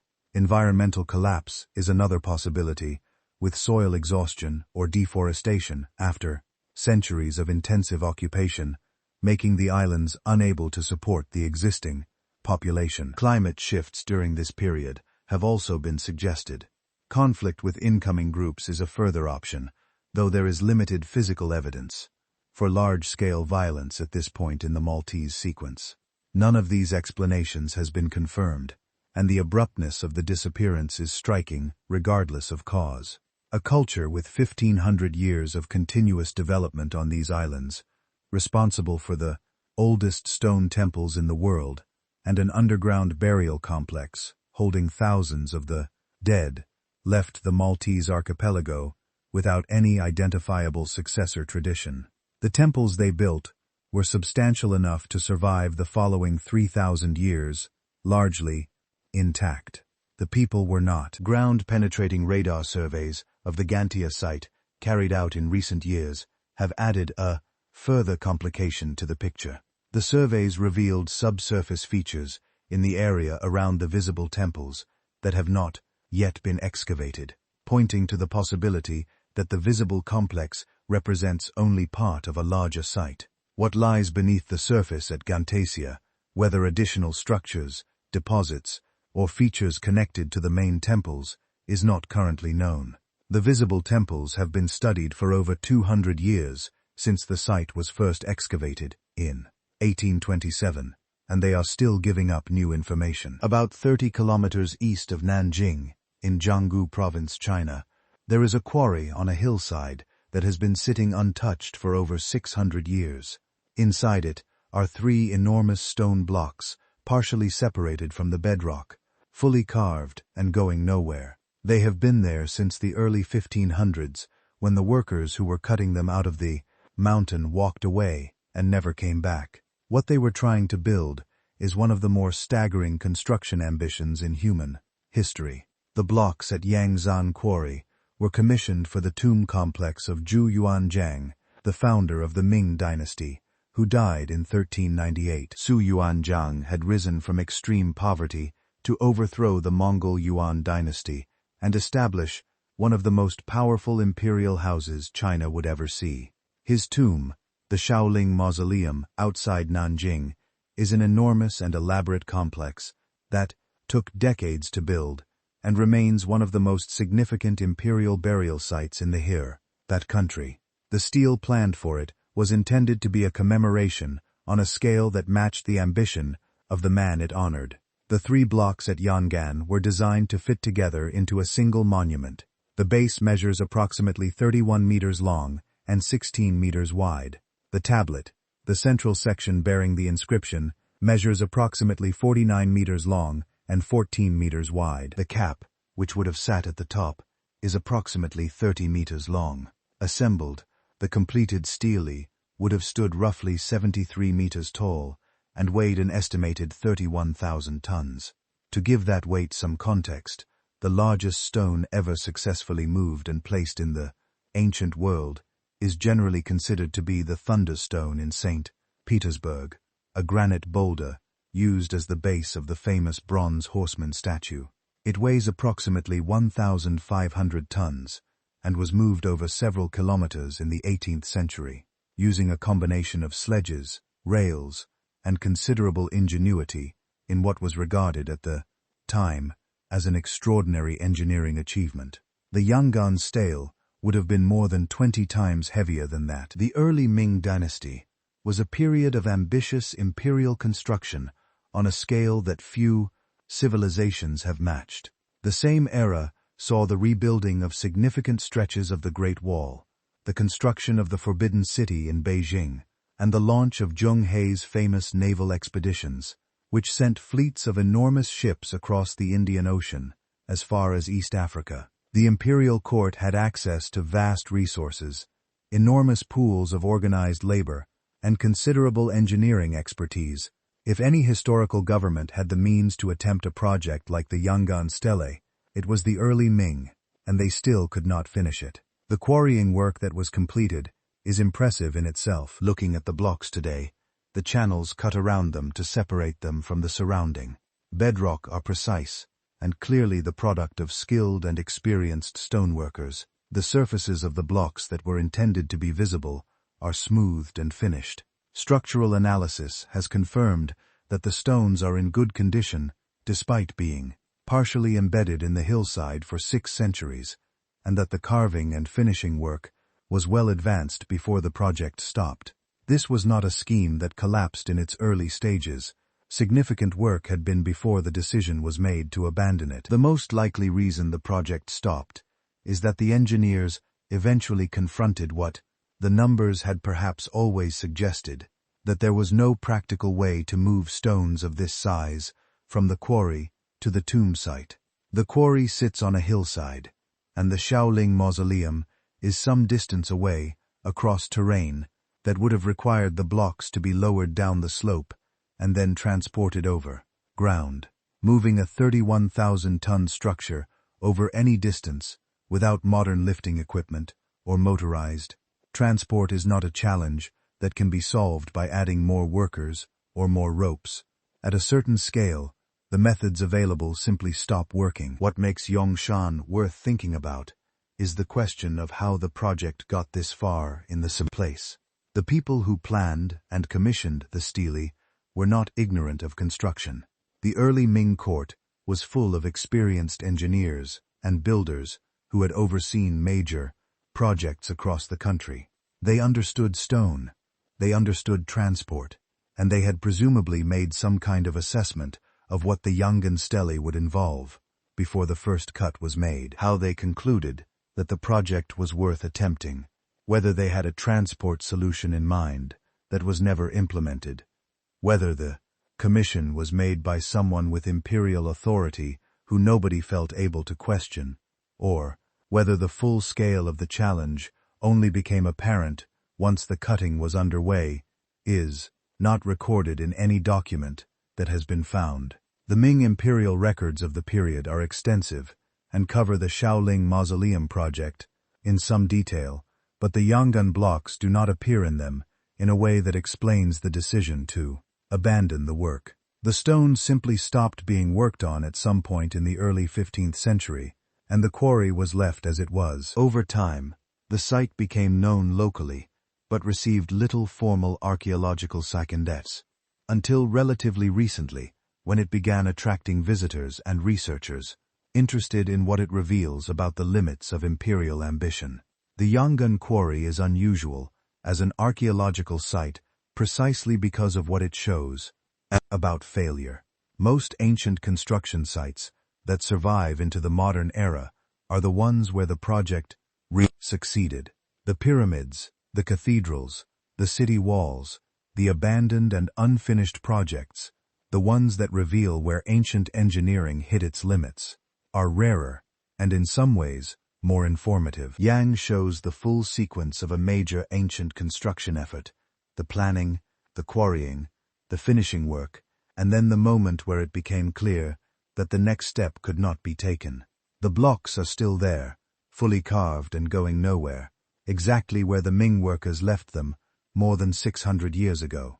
In 1963, a man in central Turkey was renovating his house in the Cappadocia region when he knocked through a wall in his basement and found something he was not expecting. Behind the wall was a tunnel. He did not know it yet, but he had just opened the door to one of the largest underground cities ever discovered.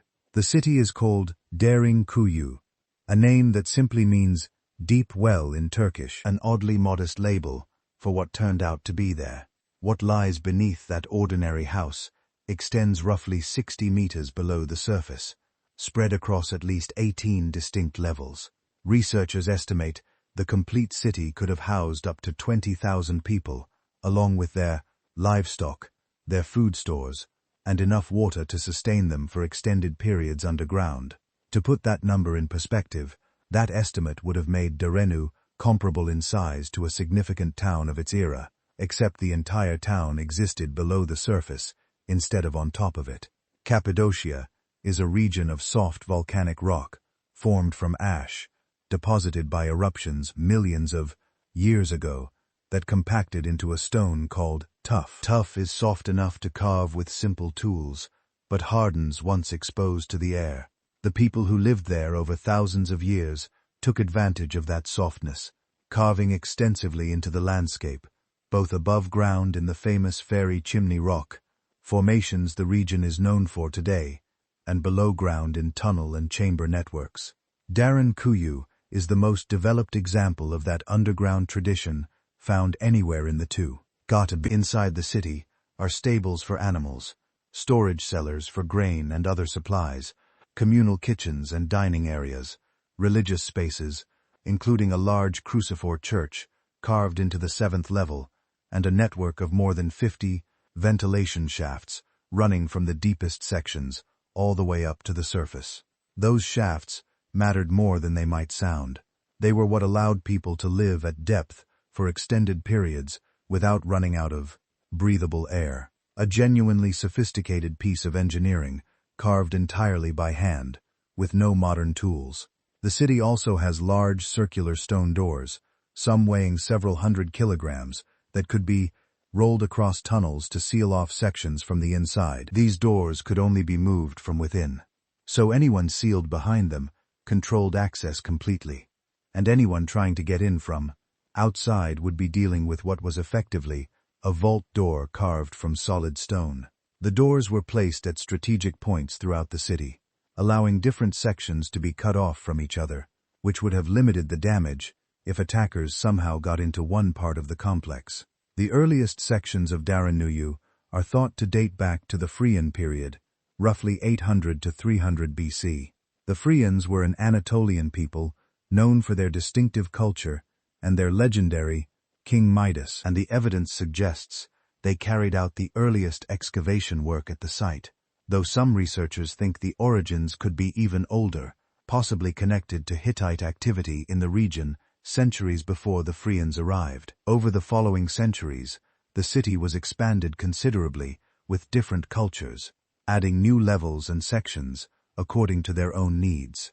The Byzantines made particularly heavy use of the site, expanding it further during a period when Cappadocia sat on the frontier between the Byzantine Empire and Arab forces pushing into Anatolia from the 7th century onward. By the time it reached the form discovered in 1963, Darinku represented well over 1,000 years of building and expansion by different communities across different eras. The standard explanation for why Darinku was built is simple enough on the surface.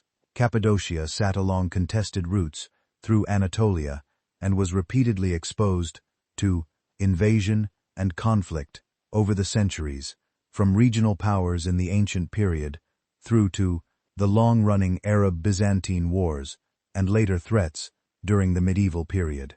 An underground refuge where the local population could disappear during periods of danger, sealed behind stone doors, attackers could not move, makes practical sense as a defensive strategy. And there is precedent for this kind of underground refuge elsewhere in the ancient and medieval world.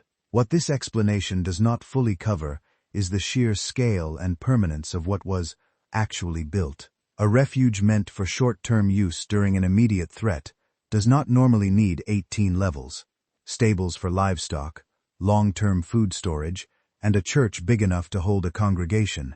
The facilities at Darankuyu point to a place built for extended occupation, potentially weeks or months at a time, not a quick hiding spot for a few days until danger passed. Building and maintaining something this complex represents an enormous investment of labor, sustained across generations, which suggests the threat the local population was responding to was not a single event, but an ongoing and serious concern that justified that level of commitment over a very long period.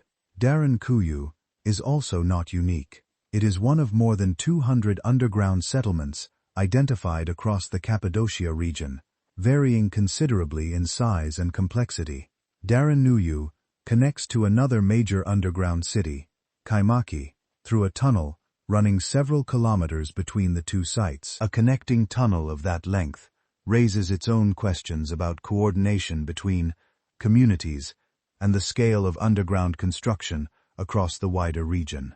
If two major cities were linked by a tunnel that long, it raises the possibility that other, underground settlements nearby were similarly connected, forming a network whose full extent has never been properly mapped.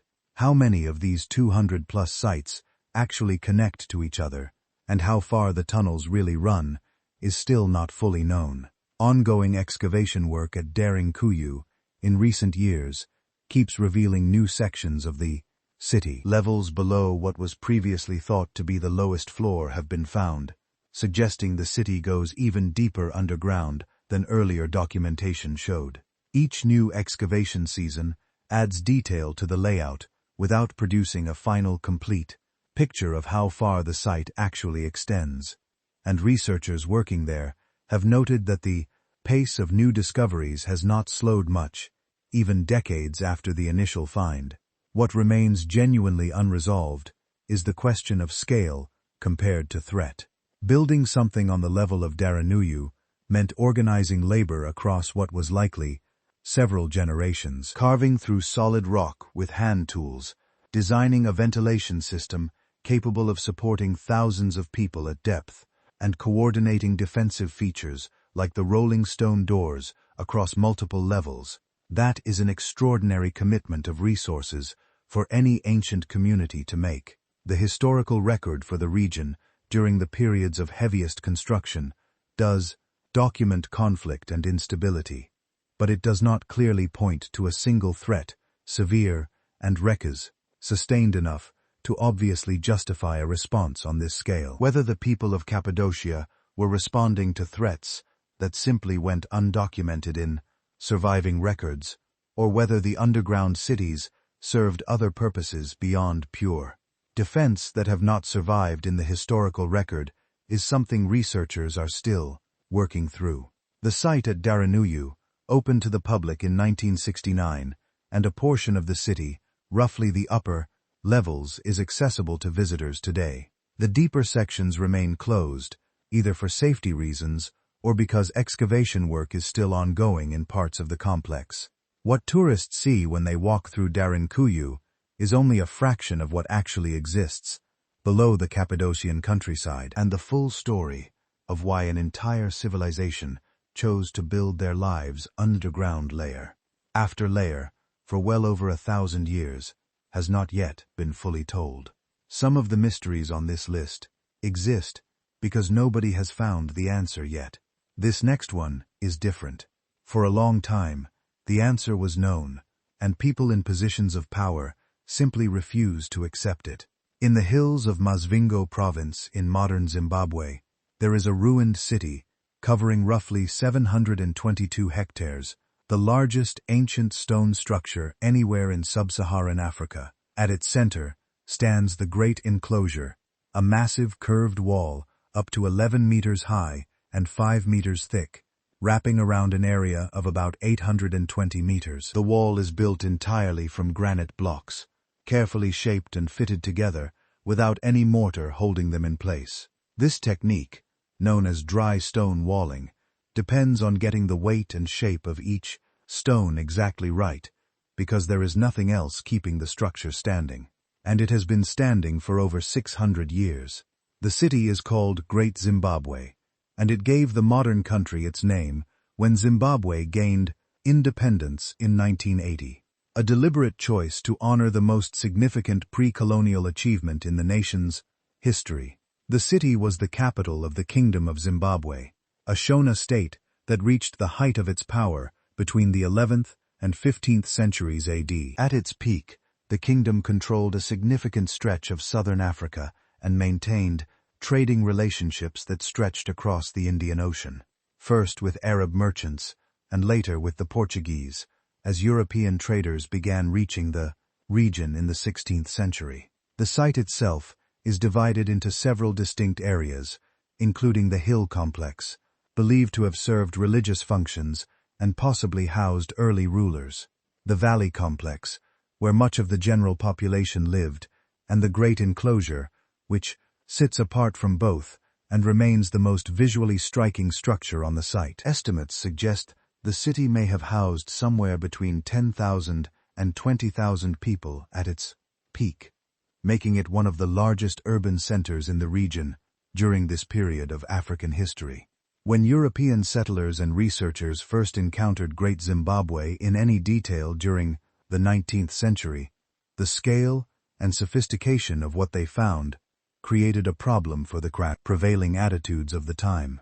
Many of these early observers simply could not accept that indigenous African people had built something on this scale. Rather than reconsider their assumptions, a number of them invented alternative explanations. Theories circulated attributing the construction to Phoenicians, to ancient Egyptians, to Arab traders, and in one particularly persistent version, to the biblical Queen of Sheba. Karl Malk, a German explorer who visited the site in 1871, was among those who promoted these outside builder theories, suggesting the ruins might be connected to the biblical land of Oir. None of these theories had any solid evidence behind them.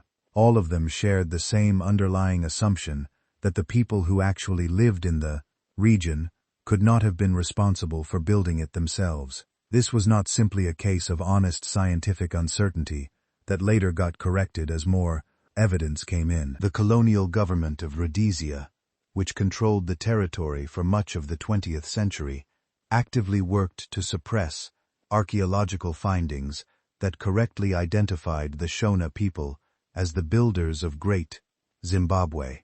Researchers who published accurate conclusions based on solid evidence were dismissed, discredited, or had their work blocked from wider circulation. David Randall McIver, a British archaeologist who excavated the site in 1905 and concluded the ruins were of African origin and relatively recent construction, faced significant pushback for his findings. Gertrude Caton Thompson conducted further excavations in the 1920s and reached the same conclusion with even stronger evidence. And she, too, encountered resistance from a colonial establishment, unwilling to accept what the archaeology clearly showed. The political reality of a colonial government, built on the idea of European superiority, did not leave room for evidence that indigenous Africans had built one of the most impressive stone structures on the continent centuries before any European arrived. The archaeological case for Shona origins is not, and never was, genuinely uncertain. Extensive excavation at the site has recovered Shona cultural artifacts throughout the layers of occupation. Radiocarbon dating has confirmed the construction timeline fits squarely within the period of Shona dominance in the region and the broader archaeological context. The pottery styles, the layout of the settlement, the religious and ceremonial objects found at the site all point clearly and consistently to an indigenous Shona origin, with no need for any outside builder. The suppression of this conclusion during the colonial period was political distortion, not scientific debate. What makes Great Zimbabwe particularly remarkable, once you look past the manufactured controversy over who built it, is what it reveals about the kingdom's reach. Excavations at the site have recovered Chinese porcelain, Persian pottery, and glass beads of Arab origin, physical evidence that the Kingdom of Zimbabwe was plugged into a trading network stretching across the Indian Ocean and as far as China. This level of long-distance commercial connection sits directly at odds with the colonial era picture of pre-European African societies as isolated and disconnected from the wider world. The people living at Great Zimbabwe were trading partners with merchants from halfway across the globe, exchanging goods that moved along established routes connecting southern Africa to the Arabian Peninsula, the Persian Gulf, and ultimately East Asia. The wealth that supported this trade likely came substantially from gold and ivory resources, available in the region that were highly valued in the Indian Ocean trading networks. Great Zimbabwe's position allowed it to control and benefit from the movement of these goods toward the coast, where they would be picked up by Arab and later Portuguese traders for onward shipment. Gold mining sites associated with the kingdom have been identified across a wide area of the shipment surrounding region, suggesting Great Zimbabwe sat at the center of an extraction and trading network that covered a considerable territory. This put the Shona kingdom at the center of a commercial system with genuinely global reach for its time, a fact that the colonial narrative worked hard to obscure. Even with the question of who built Great Zimbabwe long since settled, real questions about the site remain open. The precise political and religious structure of the Zimbabwe kingdom is not fully understood, and researchers continue to debate exactly how power was organized and exercised within the state. Some evidence points toward a sacred kingship model, where the ruler held both political and religious authority, with the hill complex potentially serving as the center of religious and practice, separate from the more secular functions carried out elsewhere on the site. The specific function of the great enclosure itself has also been the subject of ongoing study. Earlier interpretations tended to assume it served primarily as a defensive fortification, given its scale and the strength of its walls. More recent archaeological work has shifted toward an interpretation of the great enclosure as a royal court or ceremonial space, possibly connected to rites of succession, royal residence, or important state ceremonies, rather than a structure built primarily for defense. A distinctive conical tower within the enclosure, solid and without any internal chamber, has been the subject of particular debate, with some researchers suggesting it may have had a religious or symbolic function connected to fertility or grain storage, though its precise purpose has never been conclusively established. The reasons behind Great Zimbabwe's eventual decline, beginning sometime around the 15th century, are also not fully resolved. Several factors have been proposed, including the depletion of local resources needed to sustain the population, environmental changes affecting agriculture and grazing land in the surrounding region, and shifts in trade routes that may have reduced the kingdom's commercial advantage as new powers and pathways emerged in the regional trading network, including the rise of other Shona states further north. None of these explanations has been definitively confirmed as the primary cause, and it is likely that some combination of factors contributed to the gradual decline of a city that had been the dominant power in the region for several centuries. Ongoing archaeological work at Great Zimbabwe continues to refine understanding of the site's chronology and the daily life of the people who lived there. Each new excavation season adds detail to a picture that, while no longer obscured by the politically motivated theories of the colonial era, still has genuine gaps. The wall remains standing, fitted together without mortar, exactly as it was over 600 years ago, a structure that took considerable skill and labor to build, and that for far too long had its true history denied by the very people studying it. In the canyons and mesas of the American Southwest, there are entire cities carved into cliff faces, abandoned so suddenly that pottery was left on shelves and tools were left where they were last used. The people who built them did not simply move away over time. Within a few decades, they were gone, and the homes they left behind have been sitting largely untouched for over 700 years. The people responsible are known today as the ancestral Puebloans, a name that replaced the older term Anasazi as the modern Pueblo descendant communities, understandably preferred to be connected to their ancestors through a name rooted in their own languages, rather than one borrowed from Navajo, which is what Anasazi actually translates from. The ancestral Puebloans occupied the Four Corners region, the area where the modern states of Utah, Colorado, Arizona, and New Mexico meet from roughly 100 AD through to 1300 AD. Over that span of more than 1,000 years, they built some of the most striking architecture found anywhere in pre-Columbian North America, including the cliff dwellings of Mesa Verde, the massive great houses of Cho Canyon, and the canyon settlements of Canyon Ducelli. Cho Canyon in particular represents an extraordinary achievement. The great houses built there, multi-story stone structures containing hundreds of rooms, required enormous quantities of timber, hauled from forests dozens of miles away, precise architectural planning, and a level of social organization capable of coordinating construction projects on that scale. Chaco functioned as a major regional center, connected to dozens of outlying communities, through a network of roads that radiated out across the landscape in remarkably straight lines, some running for many miles, regardless of the terrain they crossed. Then, between roughly 1250 and 1300 AD, it all stopped. Across the entire Four Corners region, communities that had occupied their settlements for generations in some cases for centuries, packed up and left. This was not a slow decline played out over many lifetimes. The archaeological evidence points to a relatively rapid and widespread withdrawal, happening within a window of just a few decades. What makes the abandonment so puzzling is what was left behind.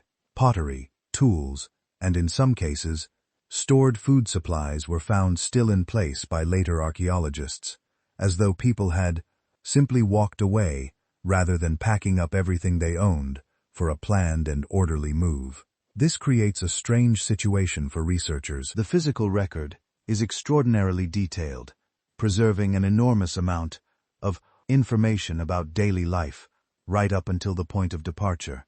But it does not clearly explain why people left possessions behind that they would presumably have wanted to take with them if circumstances had allowed.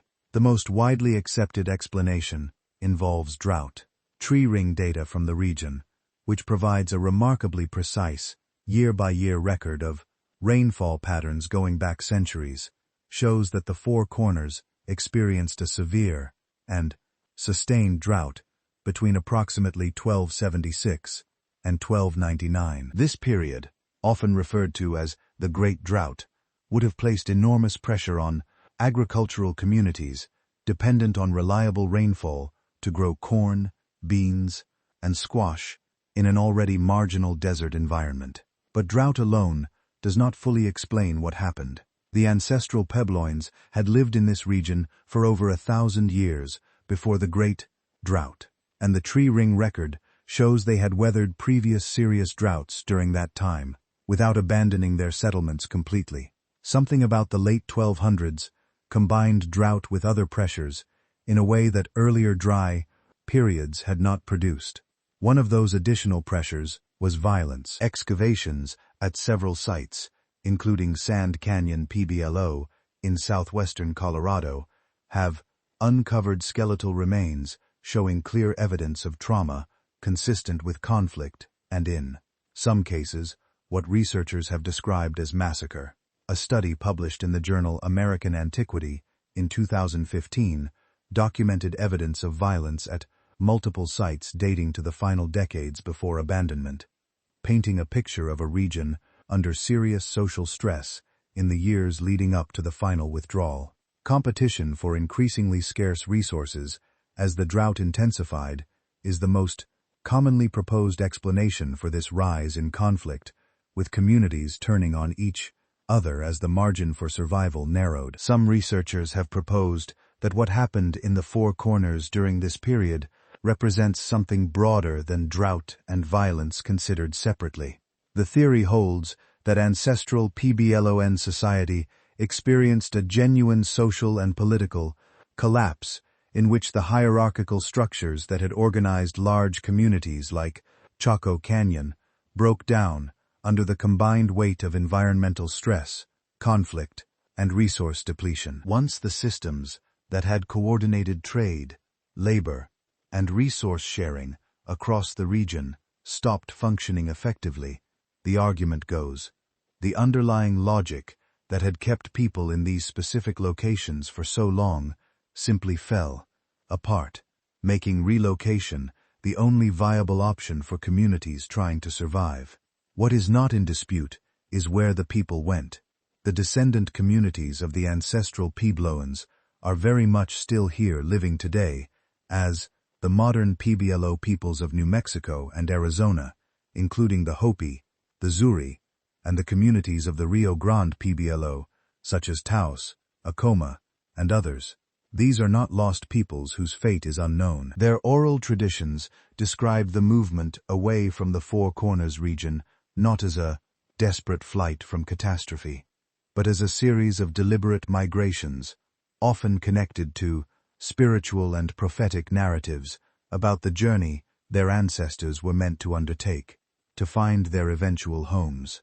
This framing, coming directly from the descendant communities themselves, sits in an interesting tension with the archaeological evidence of drought and violence, suggesting that the lived experience and cultural memory of the migration may have been understood very differently by the people going through it than the purely environmental and conflict-driven narrative that the physical evidence alone might suggest. What remains genuinely unresolved is how all of these factors actually fit together. Researchers generally agree that drought, violence, and social strain all played some role, but the relative weight of each factor and whether the abandonment was a single coordinated response to a shared crisis or a series of separate decisions made independently by different communities facing their own local pressures is not settled. The archaeological record shows the what with remarkable clarity. The buildings, the pottery, the skeletal evidence, the tree ring data, what it cannot fully recover is the lived experience of those final decades, what it actually felt like to be a PBLO community in the 1280s or 1290s, watching the rains fail, watching neighbors turn into rivals over scarce resources, and eventually deciding that the home your family had lived in for generations was no longer somewhere you could stay. Every civilization has its centers of power. Sometimes that power belongs to a king. Sometimes it belongs to a general. In ancient Egypt, for well over 1,000 years, a significant amount of it belonged to a temple and to the priests who ran it. The temple complex at Karnak, on the east bank of the Nile, near modern Luxor, was the religious heart of ancient Egypt for more than 2,000 years. Dedicated primarily to the god Amun, it was expanded continuously by one pharaoh after another from the Middle Kingdom all the way through to the Ptolemaic period, each ruler adding new pylons, halls, and shrines to a complex that grew larger and more elaborate with every passing dynasty. By the time it reached its full extent, Karnak covered an area large enough to hold several cathedrals, making it one of the largest religious complexes ever built anywhere in the ancient world. What ran inside Karnak was not just religious ritual. It was a genuine center of political and economic power. The priesthood of Amun accumulated land, gold, livestock, and influence across centuries, to the point where during certain periods of Egyptian history, the high priests of Amun effectively governed Upper Egypt in their own right, independent of whoever happened to be sitting on the throne in the north. During the Third Intermediate Period, a time of significant political fragmentation in Egypt, the high priesthood at Thebes functioned as a parallel power structure to the official Pharaonic line, controlling territory, commanding resources, and exercising authority that in earlier periods would have belonged exclusively to the king. How this institution managed to maintain and even expand its power across some of the most turbulent centuries in Egyptian history is one of the more interesting and less discussed questions in Egyptology. Egypt went through foreign conquest, internal collapse, civil war, and dramatic religious upheaval over the centuries that the Karnak priesthood operated, and through most of it, the institution not only survived, but frequently grew stronger. The most dramatic test of that resilience came during the reign of Akhenaten, when Akhenaten dismantled the traditional pantheon and declared that Egypt would worship a single deity, the sun disk known as the Aten. The temples of the old gods were closed, their priesthoods stripped of income and authority, and their properties redirected to support the new religion.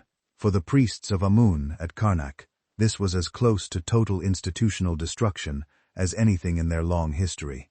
Their temple was shut, their god was officially erased from public worship, their wealth and influence were gone. And yet, when Akhenaten died and his religious revolution was reversed within a generation, the Amun priesthood returned to power remarkably quickly. The temples reopened, the old rituals resumed, and within a relatively short period, the institution was functioning at something close to its former strength. How exactly this recovery happened, how the institutional knowledge, the trained personnel, and the social networks of the priesthood survived a period when their entire institution had officially ceased to exist is not something the surviving records explain in detail. The priesthood seems to have weathered a complete shutdown of their religious and economic base and come back from it with surprising speed, which suggests a depth of organizational resilience that the historical sources do not fully capture. Within the Karnak complex, the sacred lake stands as one of the more intriguing features, whose full significance is only partly understood. This large rectangular body of water, built specifically for the temple, was used for ritual, purification ceremonies that took place daily as part of the ongoing religious life of the complex. Priests performing temple duties were required to undergo purification rituals involving the lake before they could carry out their functions. And the lake also played a role in specific festivals throughout the year. Surviving texts and temple reliefs give some sense of how the lake was used, but the complete picture of the daily ceremonial life that took place around it has not been fully reconstructed from the available sources. One of the more politically significant roles connected to Karnak was the position known as the god's wife of Amun. This was a priestly office held by a woman, typically a royal daughter, who served as the symbolic consort of the god Amun in temple ritual. During the late period of Egyptian history, the god's wife of Amun became an extraordinarily powerful figure in Thebes, wielding religious authority that in some respects rivaled that of the pharaoh himself in the southern Sardis part of the country. The position was typically passed down through a specific succession process, often involving the adoption of a chosen successor by the current officeholder, creating a chain of religious authority that operated somewhat independently of the usual rules of royal succession. The political maneuvering involved in securing this position for a particular family's daughter and the influence that successive gods' wives exercised over religious and political life in Thebes represents a chapter of Egyptian history that has received considerably less popular attention than the more familiar stories of pharaohs and queens. One of the most significant archaeological discoveries connected to Karnak came in 1803, when workers uncovered a massive buried cache beneath the temple courtyard. Inside were over 700 stone statues and an extraordinary 17,000 bronze figurines, an enormous accumulation of religious objects that had been deliberately placed in a pit and covered over at some point in the temple's long history. The statues span a considerable range of periods, suggesting they were gathered from across the temple complex over a long span of time before being buried together. Why this burial took place, who organized it, and what specific event or decision prompted the temple authorities to bury such an enormous quantity of religious material has never been established. The most common explanation is that the statues were cleared from the temple grounds during a renovation or reorganization at some point, and ceremonially buried, rather than destroyed or reorganized. Discarded, since damaging sacred objects would have been considered inappropriate, even when they were no longer in active use. But the specific circumstances surrounding this particular burial, on this particular scale, remain unclear. Excavation work at Karnak has continued for well over a century and shows no sign of slowing down. The Franco-Egyptian Center for the Study and Restoration of Karnak Temples has been conducting ongoing archaeological work at the site, continuing to uncover new structures, inscriptions, and objects that steadily add to the picture of how the temple functioned across its 2,000-year operational history.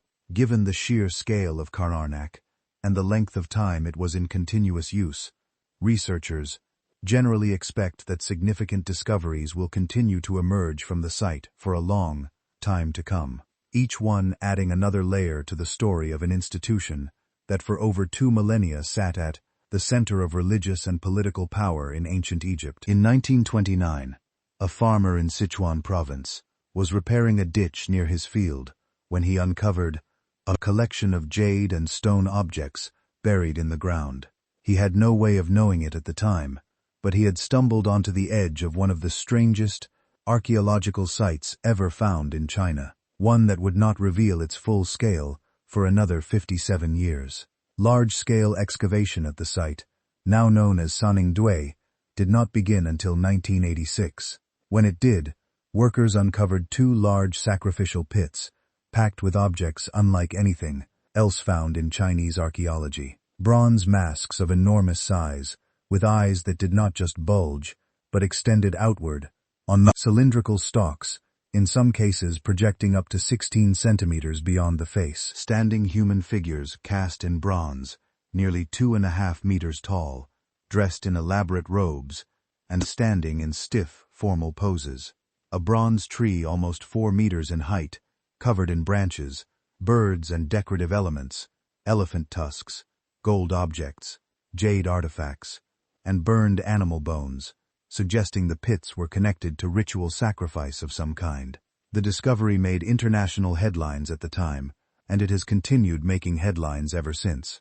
Between 2020 and 2022, archaeologists using updated excavation methods uncovered 6 additional pits at the site.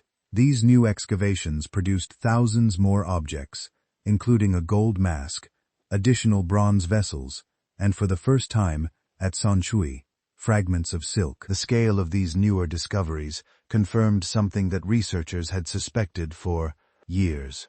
The original 1986 finds, as extraordinary as they were, represented only a small fraction of what the site actually contains. What makes San singing DUI such a genuine puzzle is not just the strangeness of the objects, but their isolation. The culture that produced these bronzes existed in Sichuan at roughly the same time the Shang dynasty was ruling over the Yellow River Valley to the north, one of the most important and well-documented early Chinese civilizations. The Shang are known for their sophisticated bronze casting, their oracle bone inscriptions, and their role as a foundational dynasty in Chinese history. Sang Xingdui produced bronze objects on a scale and with a level of skill that rivals or exceeds anything coming out of Shang territory at the same time. And yet the styles, the techniques, and the religious imagery at Xingdui have almost nothing in common with what was being produced in the Shang heartland. This is not a minor stylistic difference. Shan bronzes are predominantly ritual vessels, decorated with specific motifs that fit within a well-understood religious and artistic tradition connected to ancestor worship and ceremonial feasting. Soningdui bronzes include enormous masks with grotesquely exaggerated features, freestanding human figures of a kind not found in Shang territory, and a bronze tree that does not correspond to anything in the broader Chinese bronze tradition of the period. Two cultures existing at the same time within the same broad region of the world developed bronze casting traditions that look almost entirely unrelated to each other. Part of the explanation lies in geography. Sichuan sits behind significant mountain ranges that separate it from the Yellow River Basin, where Shang civilization developed. In the 2nd millennium BC, before extensive road networks and organized long-distance travel connected the different regions of what would become China, this kind of geographic barrier could keep cultures developing along genuinely separate paths for centuries. The Sangqing-Dui culture may have evolved largely in isolation from the Shang world, drawing on its own religious traditions, its own artistic conventions, and its own understanding of how bronze should be worked and what it should represent, only later coming into more significant contact with the wider Chinese cultural sphere. The eyes are the detail that tend to capture the most attention, and for good reason. Across the Sanshui bronzes, eyes are consistently treated in an exaggerated, stylized way that does not appear in any other ancient artistic tradition anywhere in the world. Some masks have eyes that bulge outward from the face in dramatic curves. Others have eyes mounted on protruding cylindrical stalks that extend the feature well beyond the natural boundary of the face. What this represented in Sangdui religious belief has never been established with any confidence. Some researchers have proposed the eyes are a stylized representation of divine or supernatural sight, an artistic way of conveying that these figures could see things ordinary humans could not. Others have suggested a connection to local mythology, involving figures with unusual physical characteristics, pointing to later Sichuan folklore that includes references to figures with protruding eyes. Whether any of these interpretations reflects what the Sunxingdui people actually believed, or whether the truth is something else entirely that has not survived in any form accessible to modern researchers, remains unresolved. Around 1000 BC, the Xingdui culture disappears from the archaeological record. The site was abandoned, and the distinctive bronze working tradition that had produced these extraordinary objects stops appearing in the historical sequence. A different material culture takes its place in the region in the centuries that follow, and the relationship between what came before and what came after is not well understood. Whether the population that had built Xingdui moved elsewhere, was absorbed into a different cultural group, or experienced some kind of collapse that ended their distinctive traditions, while the people themselves remained in the region under a changed cultural identity, is something the current evidence cannot settle. This pattern of a sophisticated culture appearing in the archaeological record, flourishing for a sustained period, and then disappearing without a clearly traceable successor, is something that connects Xingdui to other entries already covered in this video, and it remains one of the more persistent and unresolved threads running through ancient archaeology more broadly. The silk fragments found in the pits, excavated between 2020 and 2022, add an important new dimension to the Xingdui story. This was the first confirmed evidence of silk found anywhere at the site, and its presence suggests connections to trade networks that had not previously been documented in connection with this culture. Silk production in ancient China is most strongly associated with regions further east and north, and finding silk fragments at Xingdui raises questions about how the culture was connected to broader trade and exchange networks across the region. Networks that may have brought materials, techniques, or even ideas from considerably further afield than researchers had previously assumed, based on the earlier 1986 discoveries alone. Ongoing work at Xingdui continues, and given how much the 2020 to 2022 excavations added to the picture established by the original 1986 finds, researchers working at the site generally expect that further excavation will continue to reveal new objects and new information for years to come. Each new pit that has been opened has added complexity rather than resolution, deepening rather than answering the central questions about who the Xingdui people were, what their bronzes actually meant, and why a culture capable of producing objects this sophisticated simply stopped appearing in the historical record. When most people think of ancient empires in South America, they think of the Inca, and that makes sense. The Inca Empire was one of the largest in the world at the time of European contact, stretching for thousands of kilometers along the Andes, and sustained by one of the most sophisticated administrative systems anywhere in the pre-Columbian Americas. But the Inca did not build that system from nothing. Several centuries before them, another empire had already covered much of the same territory, developed many of the same methods, and then collapsed so thoroughly that most people today have never heard of it. The Wari, sometimes spelled Huari, were a civilization that dominated the central Andes of what is now Peru from roughly 600 to 1000 AD. At their height, they controlled a territory stretching over 1,500 kilometers along the Andes, a reach that makes them the first empire-scale political organization in South American prehistory. They built administrative centers, established storage facilities, and developed road networks across a landscape that ranges from Pacific coastal desert to high-altitude grassland, some of the most demanding terrain on Earth to govern over long distances. Their capital city sat near what is now Ayacucho in central Peru. The site, also called Wari, covered approximately 20 square kilometers at its peak, a considerable urban footprint by any ancient standard.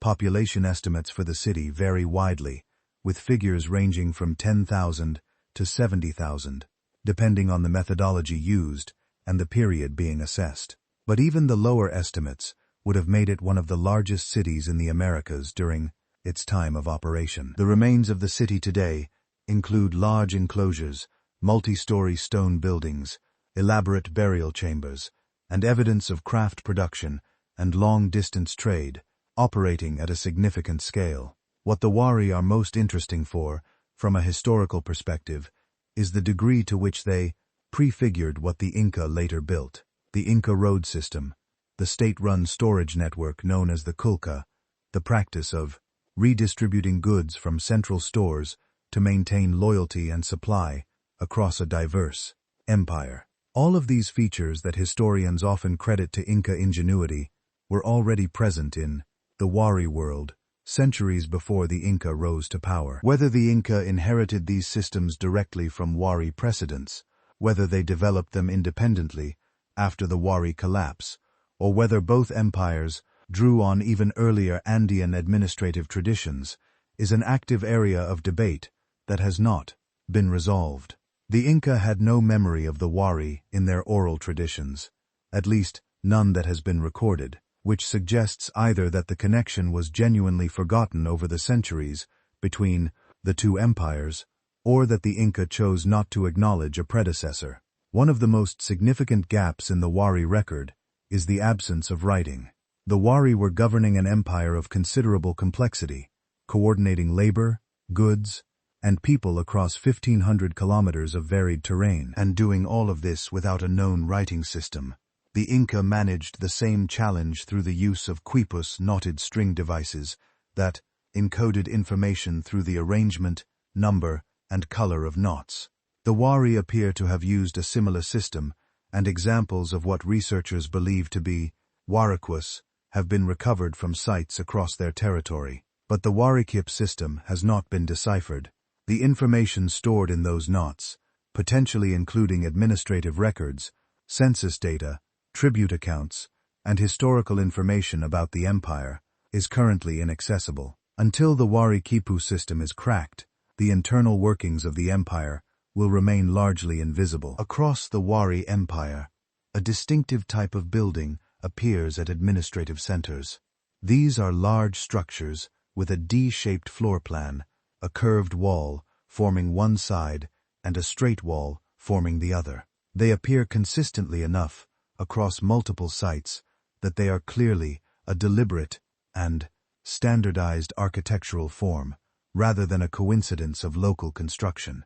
What they were actually used for is not well understood. The size and quality of their construction points to an official function of some importance, and their consistent presence at administrative centers suggests a connection to the functioning of the state. Whether they were used for ceremonies, for feasting, for the storage of sacred objects, or for some other purpose specific to Wari institutional life, is a question that the archaeological evidence has not yet answered. The burial practices of the Wari have provided some of the most interesting recent evidence about the culture. Excavations at Haka Puklana in Lima, a large adobe platform mound that the Wari used as a burial site, have recovered elaborate burials, including wrapped mummy bundles accompanied by ceramic vessels, textiles, and other offerings. The quality and variety of the burial goods point to a stratified society, with clear distinctions between elite and ordinary burials, consistent with the kind of hierarchical organization you would expect from an empire of this scale. New excavations at the Wari capital itself have also continued to add detail to the picture of how the city was laid out and how different areas within it functioned. Though the overall picture of the empire's administrative structure remains incomplete, around 1000 AD, the Wari Empire came apart.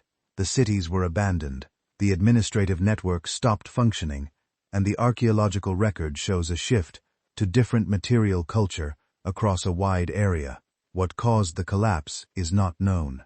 Climate change has been proposed, with drought conditions affecting agricultural productivity across the Andean region during this period.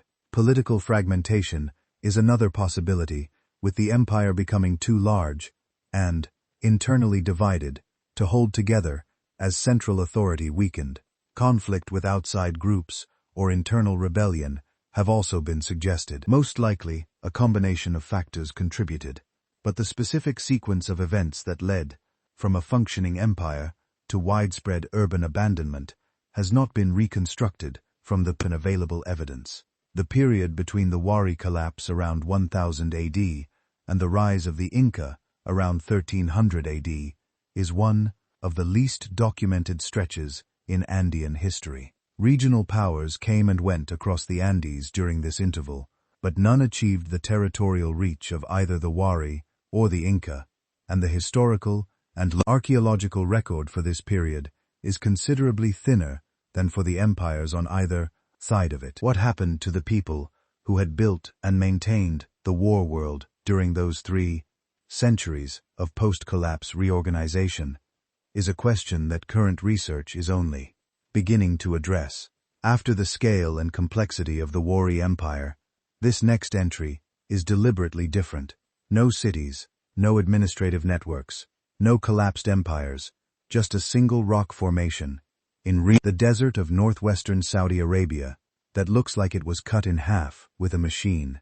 Al-Nasla sits in the Tma Oasis region, a stretch of ancient landscape that has been continuously inhabited for thousands of years. The formation consists of 2 large sandstone rocks, each one balanced on its own small natural pedestal standing a short distance apart from each other.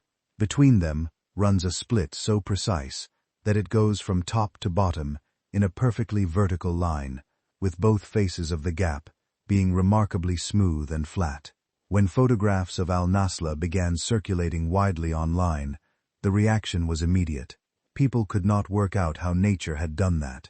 The Tma Oasis itself is not a place that tends to come up in popular history, but it should.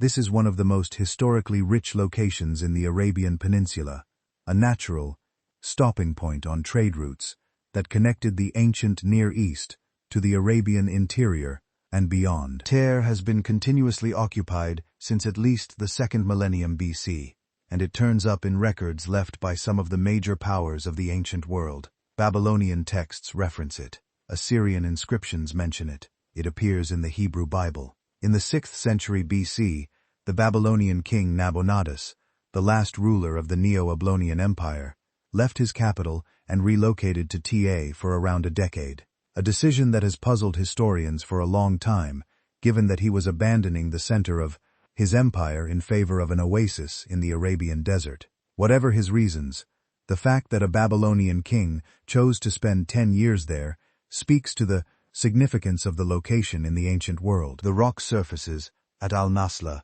are covered in petroglyphs, carvings made into the stone that include human figures, animals, and geometric designs. These kinds of rock carvings are found across the Arabian Peninsula and represent one of the primary records of human activity in the region before written history.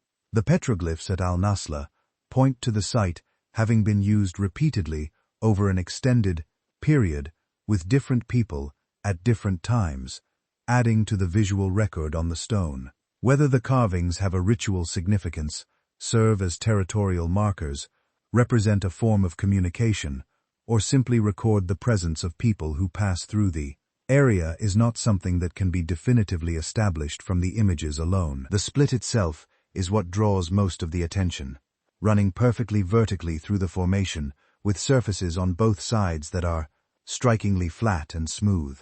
The gap between the 2 sections of rock has prompted a wide range of explanations, from people who have seen the photographs, the precision of the split, the fact that it appears to be a completely clean and even division, rather than a rough natural break, is what makes it look artificial to most eyes. The natural assumption when looking at Al-Nasla is that something made that cut. Geologists studying the formation have pointed to several natural processes that can produce this kind of result in sandstone. Freeze-thaw weathering is one of the most commonly cited. Water from rainfall or condensation penetrates into a natural crack in the rock. When temperatures drop below freezing, that water expands as it turns to ice, widening the crack slightly. Over many cycles of freezing and thawing, across potentially thousands of years, the crack can be gradually forced open into a clean and even gap.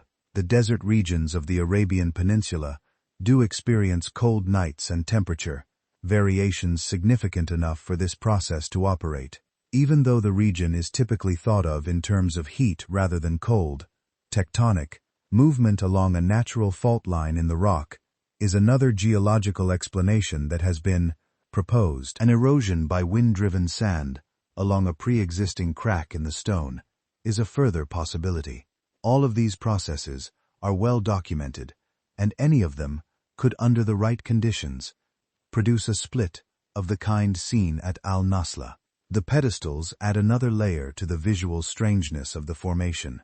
Each section of the split rock balances on a small base of harder stone that has resisted erosion more effectively than the surrounding material, leaving the main rocks elevated slightly above the ground level on natural supports. The combination of the elevated position, the balanced appearance, and the clean split between the two sections creates a visual effect that looks deliberate in a way that stops people in their tracks. What makes this genuinely interesting from an archaeological perspective is not the split itself, which most geologists are comfortable attributing to natural processes, but the complete absence of formal investigation of the surrounding area. No excavation has been conducted at the site to the standard that would establish a full picture of what human activity has taken place there over the centuries. The petroglyphs demonstrate that people were present and engaged with this specific location over a long period, but the relationship between those people, the carvings they left, and the rock formation itself has never been properly studied. TMA has received archaeological attention as a historically significant site, but Al-Nasla, specifically, has not been the subject of the kind of systematic excavation and survey that would allow researchers to build a comprehensive account of its history. The oasis context matters here. Tar was not a remote or marginal location in the ancient world. It was a known and valued stopping point on significant trade routes, visited by merchants, travelers, and at one point, a Babylonian king who apparently liked it enough to stay for a decade. A visually striking rock formation at such a location, covered in petroglyphs, would have been a notable landmark for anyone passing through. Whether that landmark carried ceremonial, spiritual, or simply navigational significance to the people who carved those figures into its surface is a question that the current state of research at the site cannot answer. Al-Nasla is also a reminder that not every ancient mystery requires a lost civilization or a suppressed discovery. Sometimes the puzzle is simpler. A rock split in a way that looks like it should not have happened naturally, sitting in one of the most historically significant oases in the Arabian world, covered in carvings made by people whose relationship to this specific place has never been fully investigated. The geological explanation for the split is plausible. The full story of what this site meant to the people who kept coming back to carve into its surface is not yet known. About 30 kilometers south of Rome, in the hills of the Castelli Romani, there is a small lake sitting in the crater of an ancient volcano. It is called Lake Nemi, and for centuries it held a secret that everyone knew about, but nobody could reach. Local people, fishermen, and divers had been aware since at least the 15th century that there were enormous ancient structures on the lake bed. Objects had been pulled up from the water over the years: bronze fittings, decorative elements, fragments of what was clearly something significant. But the lake was deep. The technology to reach what was down there did not exist, and for centuries the Nemi ships remained exactly where they had sunk, roughly 1,500 years earlier. In the 1930s, Mussolini decided to change that. He ordered a large-scale drainage operation, partially lowering the lake level to expose the lake bed and recover whatever was there. Between 1929 and 1932, 2 ships emerged from the mud. They were not warships. They were not cargo vessels. They were floating palaces built for the Roman Emperor Caligula, who reigned from 37 to 41 AD. And what they contained when they came out of the water genuinely surprised the engineers and archaeologists who worked on them. Caligula, is one of the most infamous figures in Roman history, though the extent to which the ancient sources exaggerate his cruelty and eccentricity has been debated by historians for a long time. The writers who described his reign most vividly, Suetonius and Cassius Dio, were writing long after his death, and drew on sources that were not necessarily reliable or impartial. What is not in doubt is that Caligula was emperor for only 4 years before being assassinated by members of his own Praetorian Guard, and that his reign was marked by an approach to imperial resources that even by the standards of Roman emperors was considered excessive. The Nemi ships fit that picture entirely. The larger of the two was approximately 70 meters long and 20 meters wide, a size comparable to a significant modern vessel. Both ships were fitted with marble floors, heated baths, and decorative bronze fittings of extremely high quality. There were rotating statues. There was running water delivered through lead pipe systems. The level of luxury represented on both ships was by any measure extraordinary, but it was the technology found on the ships that really caught researchers off guard. Among the recovered fittings were examples of engineering that had not previously been confirmed as existing in the ancient Roman world. Sophisticated BGE pumps, more complex than anything previously documented from the period. Ball bearings, the small spherical components used to reduce friction in rotating mechanisms, which most historians had assumed were a much more recent development. Prefabricated lead pipe fittings, produced in a standardized format that pointed to an organized manufacturing process rather than one-off craft production. The recovery of these objects forced a reassessment of what Roman craftsmen in the 1st century AD were actually capable of, and raised questions about whether other examples of advanced Roman engineering had simply not survived or not yet been found. The purpose of the ships has never been definitively established. Lake Nemi was the site of a famous sanctuary dedicated to the goddess Diana, one of the most significant religious sites in the region around Rome, and some researchers have proposed that the ships functioned as floating temples connected to that sanctuary. The ceremonies associated with the Diana cult at Nemi were unusual and well documented, including a ritual involving a priest-king who held his position by killing his predecessor, and could in turn be challenged and killed by any escaped slave who could break off a branch from a sacred tree within the sanctuary. Whether the ships played a direct role in these rituals, served as venues for imperial ceremonies of a different kind, or simply represented Caligula's personal preference for extreme luxury on water, is not something the physical evidence settles clearly. After their recovery from the lake, both ships were housed in a purpose-built museum constructed at the Nemi site. For around a decade, they were one of the most remarkable archaeological displays in Italy, giving researchers and visitors direct access to 2 of the best-preserved large Roman vessels ever found. Then, in May 1944, the museum caught fire. Both ships were destroyed. The circumstances of the fire have been disputed from the moment it occurred, and have never been conclusively resolved. The most widely repeated account blames retreating German forces who were moving through the area at the time, and who some witnesses reported seeing near the museum before the fire started. Other accounts have suggested Allied bombing in the vicinity may have been responsible, or that the fire was started by looters who had been taking artifacts from the museum during the chaos of the wartime occupation. Whatever actually started it, the fire burned through the museum and took both ships with it.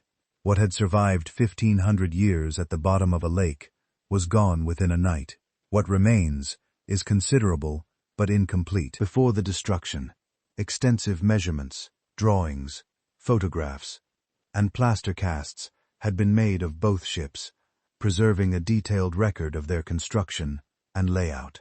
A number of artifacts recovered from the ships before the fire, bronze fittings, decorative elements, examples of the engineering components that had drawn such attention, survive in collections at the National Roman Museum and the museum at Nemi itself, which was rebuilt after the war.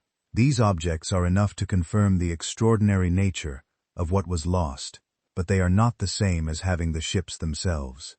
The lake bed at Nemi has never been fully excavated. The 1930s drainage operation recovered the two large ships, but did not conduct a comprehensive survey of the surrounding area. Underwater surveys, carried out in more recent decades, have found evidence of additional structures and objects on the lake bed that were not recovered during the original operation, pointing to the possibility that Caligula's activities at Nemi were more extensive than the two ships alone suggest.